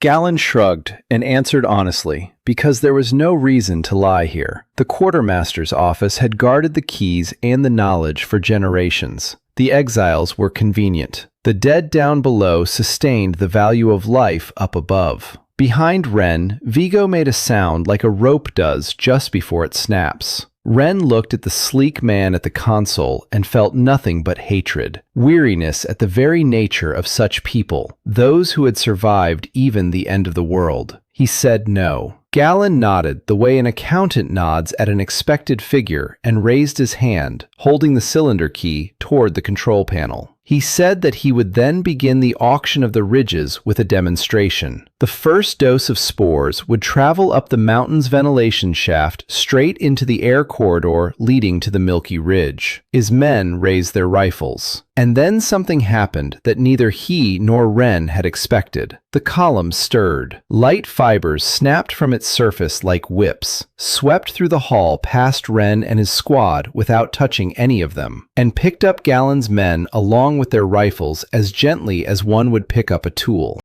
The shipyard didn't kill them. The shipyard pushed them back against the wall and held them there. A voice spoke calmly in Wren's head, stating that the access attempt had been rejected. The carrier has been identified. There is one carrier. Galen stood with the key by the dead control panel, visibly aging before Wren's eyes. The authority he had served his entire life had just chosen another right in front of him. Wren approached and took the key from his fingers without resistance. He said that the trial would take place upstairs in front of everyone, as required by city law, and that the archive would not make a mistake this time. Going down the mountain turned out to be easier than extracting the truth from it. Wren spent 3 days in the circular hall with almost no sleep, talking to the shipyard the way one talks to a machine and a child at the same time. The control panels obeyed the carrier. The screens dispensed knowledge layer by layer, and each layer was heavier than the last. The spore module could be recalled, not all at once, but valley by valley. The column cultivated absorbers, gray moths that settled on the pollen and broke it down back into pure soil over the course of weeks. 1 valley per month. That was the pace at which the world was restored. But there was more to this knowledge than met the eye. The module could not be completely destroyed. It could only be contained. As long as the carrier lived, and as long as the colony lived, the spores remained obedient. Should they cease to exist, the module would revert to its wild state again after years. Wren read this and realized he hadn't found the key to the cage. He had found a post that could not be abandoned. On the 7th day, Root ascended to the upper deck with Galen in a bone cage, carrying samples of the first absorbers and a cargo that weighed more than the treasury, with the duty to explain to the heavens that life on Earth is possible. The city greeted them so fiercely that the membranes trembled from the screams. And then the screams subsided because Wren stepped out onto the upper deck and told them everything. About the vault, about the accident, about how the spores were the work of the ancients, not the wrath of the heavens. About the quartermaster's office that kept the keys and drowned people for the sake of the price of life. And about how, down below beneath the pollen, lies an entire land that could be reclaimed along the valley in a month. A long silence followed his words. Then everyone spoke at once, and for the first time, the city nearly split apart. Some demanded to go down immediately and divide up the valleys. Others shouted that the earth was a trap, that their grandfathers had died from a single breath, and that life was heaven. Still others asked the terrifying question: if there is only one bearer, how is the city any different from a cartel? How is power over disputes in one set of hands any better than power over water in one set of hands? Wren listened to the third question and was more grateful for it than for all the shouts of support. The city had learned the most important lesson from him: not to trust even him. The trial of Galen answered half the questions. The trial was held openly for 8 days, with elected representatives from all stations and ships in attendance. Otis brought the procurement archives from the exchange. Harlan and Drake testified about the labor tiers. The lists of those exiled from the 6th tier were read aloud for 2 days, and on the 2nd day, the children of Mara's school took turns reading them because the adults' voices were giving out. Galen defended himself intelligently and almost elegantly. He argued that he was a cog in the system, and cogs are not judged. The council responded with a verdict that Wren had not suggested, one of which Wren was prouder than of any of his own victories. Galen was neither cast down nor executed. He was sentenced to live below. He would be the first inhabitant of the first cleansed valley, under supervision and without the right to ascend into the sky. The man who had sold dead land built on the deaths of others would bring it back to life with his own hands until the end of his days. Vigo said that this was as cruel as justice itself. Ren answered the second half of the questions himself a month later, when the first valley at the foot of Kyle turned white with moths, and then, for the first time in 40 years, turned green with real grass. He convened a grand council of the Union and placed on the table the document he had been poring over all night long for a month. He proposed that control over the descents and valleys be handed over not to a single leader, but to the assembly of the earth and the sky, elected representatives from the stations, from the ships, and from future settlements. The bearer remains the hands, but not the head. Any appeal or dispute can be resolved only by a decision of the assembly. Each valley is divided according to labor, not strength, and in a separate line stood what he called the covenant of the exiles. No person, for any offense whatsoever, may be sent to unprotected lands to die. Heaven and earth no longer punish with death. The assembly adopted the document in a single day. Thus was born what would later be referred to in all records as the Treaty of the Two Worlds. Life flowed in two streams at once, and both demanded the Ren daily. The first settlers headed downstream, former harvesters, debtors who had bought their freedom, peasant families from the labor tiers who had spent 40 years growing algae in troughs and now wept over an ordinary garden bed. Their land was prepared for them from above. The bastion hung over the valleys like a sentinel and a crane.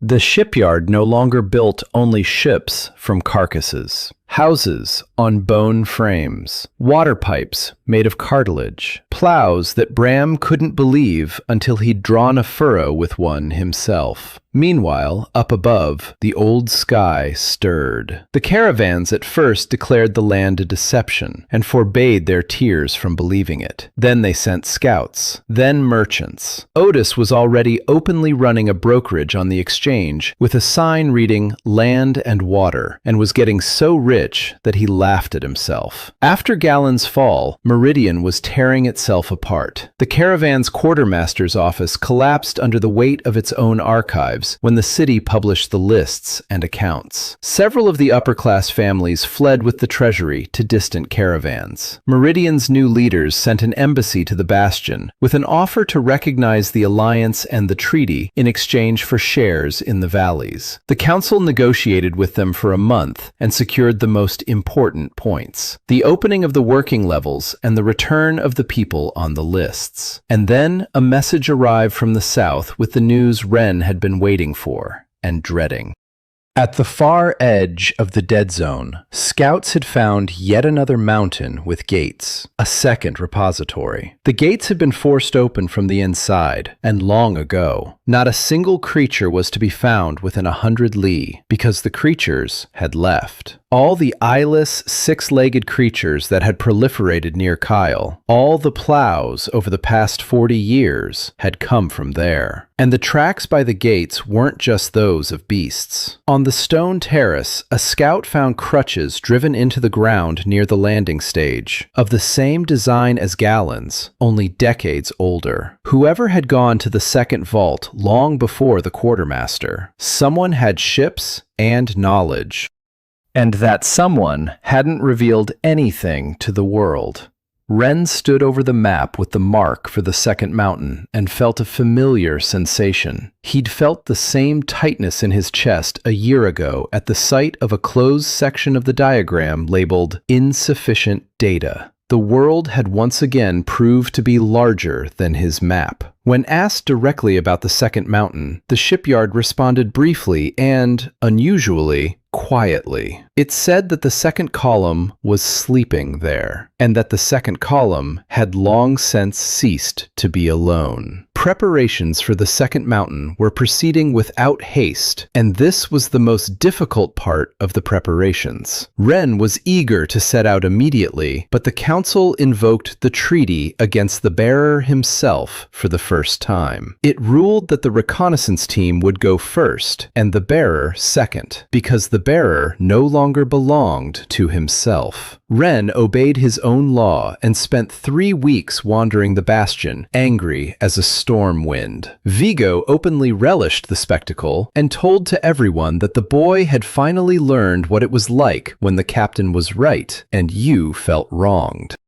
The scouting party returned with a map that kept the council in session all night. The second mountain was called Dahl's Refuge on the old maps. The gates had been broken open from the inside some 30 years ago. Around the mountain, in the valleys, were traces of old encampments, fire pits, and bone structures of the same living design as those grown by the shipyard, only rougher and older. And most importantly, the scout had seen people. Down below, on the dead land, people lived without suits. Not many, perhaps 200. They had fled from the Needle into the gorges as seamlessly as those who have been hiding for generations. For 40 years, the sky had believed that one could not breathe down there. Down below, they were breathing. Ren was heading toward the second mountain on the route with his old squad and one new person. The assembly had sent a representative with him to speak on behalf of the treaty, and Harlan volunteered to be that representative. As they approached Dahl, they were not met by creatures. They were met by a palisade of bone needles on the ridge of the gorge and signal smoke. The people of the lowlands weren't hiding on their own land. They were warning them. Ren ordered everyone to stop in sight of the palisade, to deactivate their glands, and stepped out onto the open plaza of the complex alone, unarmed, and empty-handed. They had to wait half a day. Then 3 people came down from the palisade. Leading the way was a woman of about 60, as straight as a spar, wearing a cloak of gray membranes. Behind her were 2 young men carrying spears made of plow bone. The woman stopped 10 paces away, looked at Ren for a long time, and said in the ancient language of the blueprints that she recognized his gait. That's how those carried by the shipyard walk. She introduced herself. Irma Dahl, the granddaughter of the shelter's caretaker. The conversation lasted until dark by the campfire between the ship and the palisade. And because of that conversation, the history of the world that Ren had been piecing together for a year was turned upside down one last time. 40 years ago, during the accident on Kyle, the staff of the Dahl shelter did not perish. The caretaker managed to lock his people inside, and the second column gave them the same thing it had given Ren, the ability to live with spores. The Dahl shipyard had learned not to build ships. It had learned to build people, lungs that filtered pollen, blood that bound spores. 3 generations born below breathed the dead air as if it were clean. They did not ascend to the sky for one reason, which Irma stated as she looked Renew in the eyes. In the early years, they sent signals. They lit bonfires and laid out signs, and the sky responded. Ships from the quartermaster's service arrived, saw the living down below, and left. And then, from above, a burning cargo was dropped onto the shelter valley. The living down below were undermining the value of life up above. They were written off just as everything inconvenient was written off. Since then, those below have decided that the sky is not for them. Ren listened, and an old rage swirled within him in slow circles. Galen's service erased not only people, it erased an entire world, and for 40 years kept the 2 fragments of humanity in the dark about each other. He told Irma everything in response. About the city, about the treaty, about the court, about the first Green Valley and the covenant of the exiles. Irma listened without interrupting, while her young ones gazed at his face as one might gaze at a map of an unknown land. Then she said that the words from above had always been beautiful, and asked if the visitor was ready to confirm them with action. She named the task right away. The second column was dying. 30 years ago, the keeper died, and the Dahl shipyard was left without a bearer. Without hands, it was running wild. The creatures that had emerged from its gates all these years, the plows, the eyeless vultures, were its delusion, a sick, aimless construction. The people people of Dal had held back the gates with palisades and blood for 3 generations. Another 10 years, and the column will either fade away forever or erupt in a final burst that will flood the entire dead zone with creatures and spread upward. Irma said that her people had the keys and the knowledge, but no host. The column wouldn't accept anyone born below. It was waiting for a compatible one. Ren asked what would happen to whoever contact with the second column. Irma answered honestly. The overseer said that the 2 columns are 2 halves of a single factory. The vessel for both will become whole.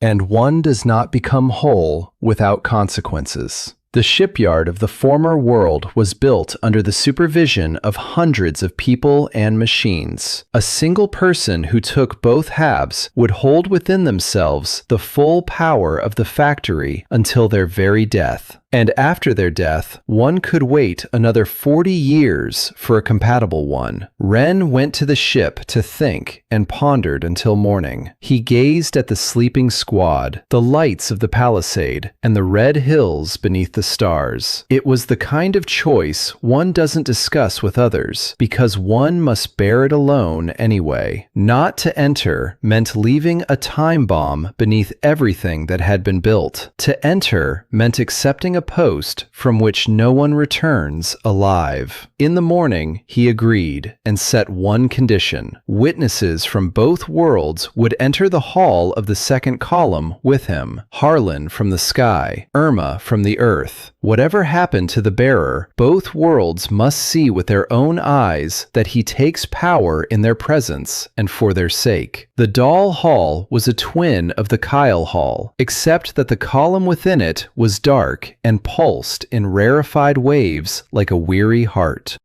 Ren removed his glove and placed his palm on the gray mass. The world vanished. He stood inside something immense and saw everything at once. Every carcass dismantled over the course of a year. Every membrane of the bastion. Every moth above the green valley. And next to it, the dark half. 30 years of solitude. The ravings of creatures. The waiting for hands. The 2 halves reached toward each other through him, and he was the bridge and the seam. And it hurt the way only what is truly necessary can hurt. Verfi's voice sounded for the last time, first as 2 separate voices, then as one. The carrier has been accepted. The plant has been assembled. He woke up on the floor of the hall. Harlan was holding his head, and Irma was checking his pulse with the expression of someone who had witnessed the impossible. The dark column glowed with an even light, and now, within Ren's mind, lay the complete map of everything the ancient plant was capable of, and the sheer scale of that map made him want both to spend 100 years building it without sleep and to never show it to anyone. The creatures in the dead zone stopped at that very moment.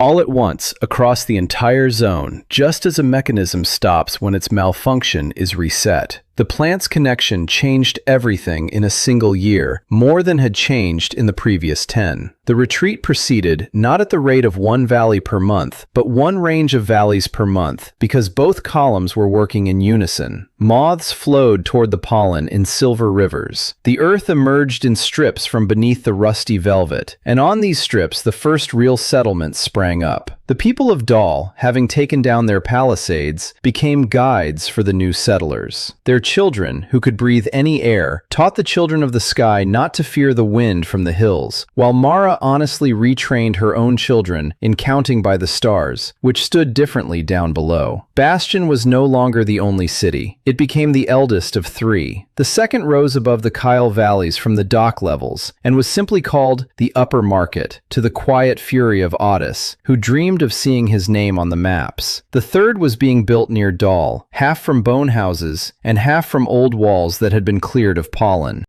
The sky, too, was being rebuilt. Caravans, one after another, signed the treaty because no price of blood could stand against land with water and bread. The working tiers were emptying. Within a year, the word exile had gone from being a legal term to a curse. Vale kept his redemption records so meticulously that the council extended his oversight with a strange justification, citing his irreplaceability. The former master of the clouds found in the accounting of others' freedoms the perverse happiness of an accountant, and Vigo said it was the best verdict he'd ever seen. Galen lived in the First Valley.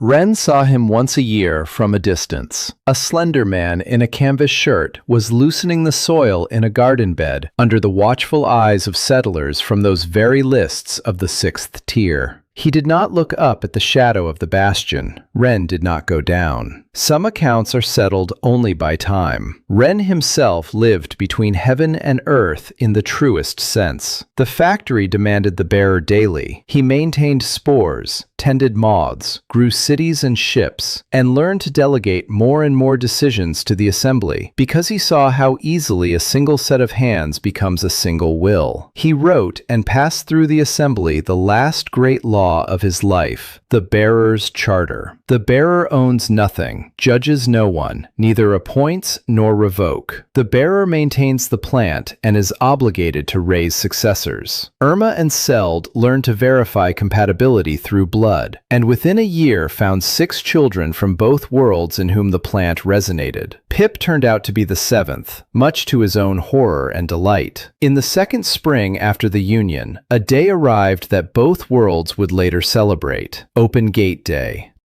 Ships from all the ridges and columns of settlers from all the valleys converged on Kyle's terrace. The assembly of earth and sky convened for the first time not on deck, but on the grass. Irma sat next to Mara. Harlan was with the new delegate from Meridian. Drake was arguing with the fishermen over fishing boundaries, so intensely that it was clear peace had finally arrived. On this day, Ren did what he had planned back in the doll hall. He led the 6 teenage successors out onto the terrace and, in the presence of both worlds, shared with them their first small contact with the plant. Not power, a touch, so that the post would cease to be the only one and mortal, so that after him they wouldn't have to wait 40 years for a successor. That evening he climbed alone to the upper deck of the bastion. The city below him pulsed with 1,000 lights. Down below the keel, in the twilight, the valleys glowed green, and between them dark ribbons of land still covered in pollen waited their turn. The work was not finished. The work was now exactly what real work should be, more than one life.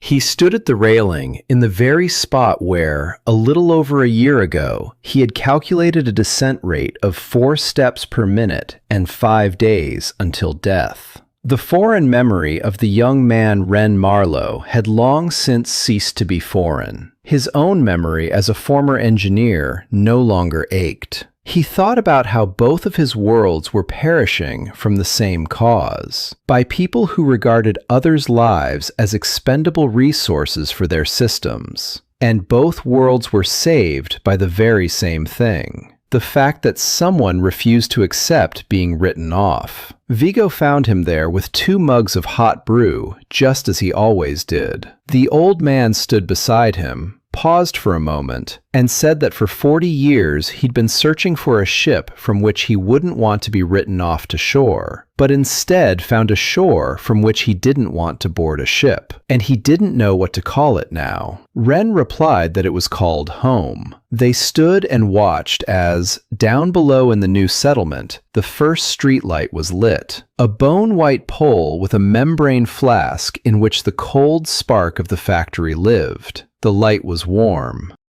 A year later, the Assembly approved the relocation of the treaty's capital to the city at the foot of Kyle. The bastion remained in the sky, exactly what it was at its very core, a guardian of the shipyard and of memory. A cast plaque was affixed to its side, and the Assembly selected the text for it from 40 proposals. They chose the shortest one. Here, they began to build life out of death. Ren lived a long life. He lived to see the green land reach the ocean and the first ship ship, made entirely of pure wood from the new forests, without a single bone, rise into the sky simply to gaze at the clouds. He managed to pass the factory on to 3 successors, dividing the responsibilities so that no single person held everything in their hands anymore. He managed to grow old in a world where the word exile was explained to children in history textbooks. And at the very end, already gray-haired, he asked to be carried up to the top deck of the bastion one last time. He lay there and gazed at the sky, where, amid the clouds, ships from 2 worlds sailed by without asking each other the price of water.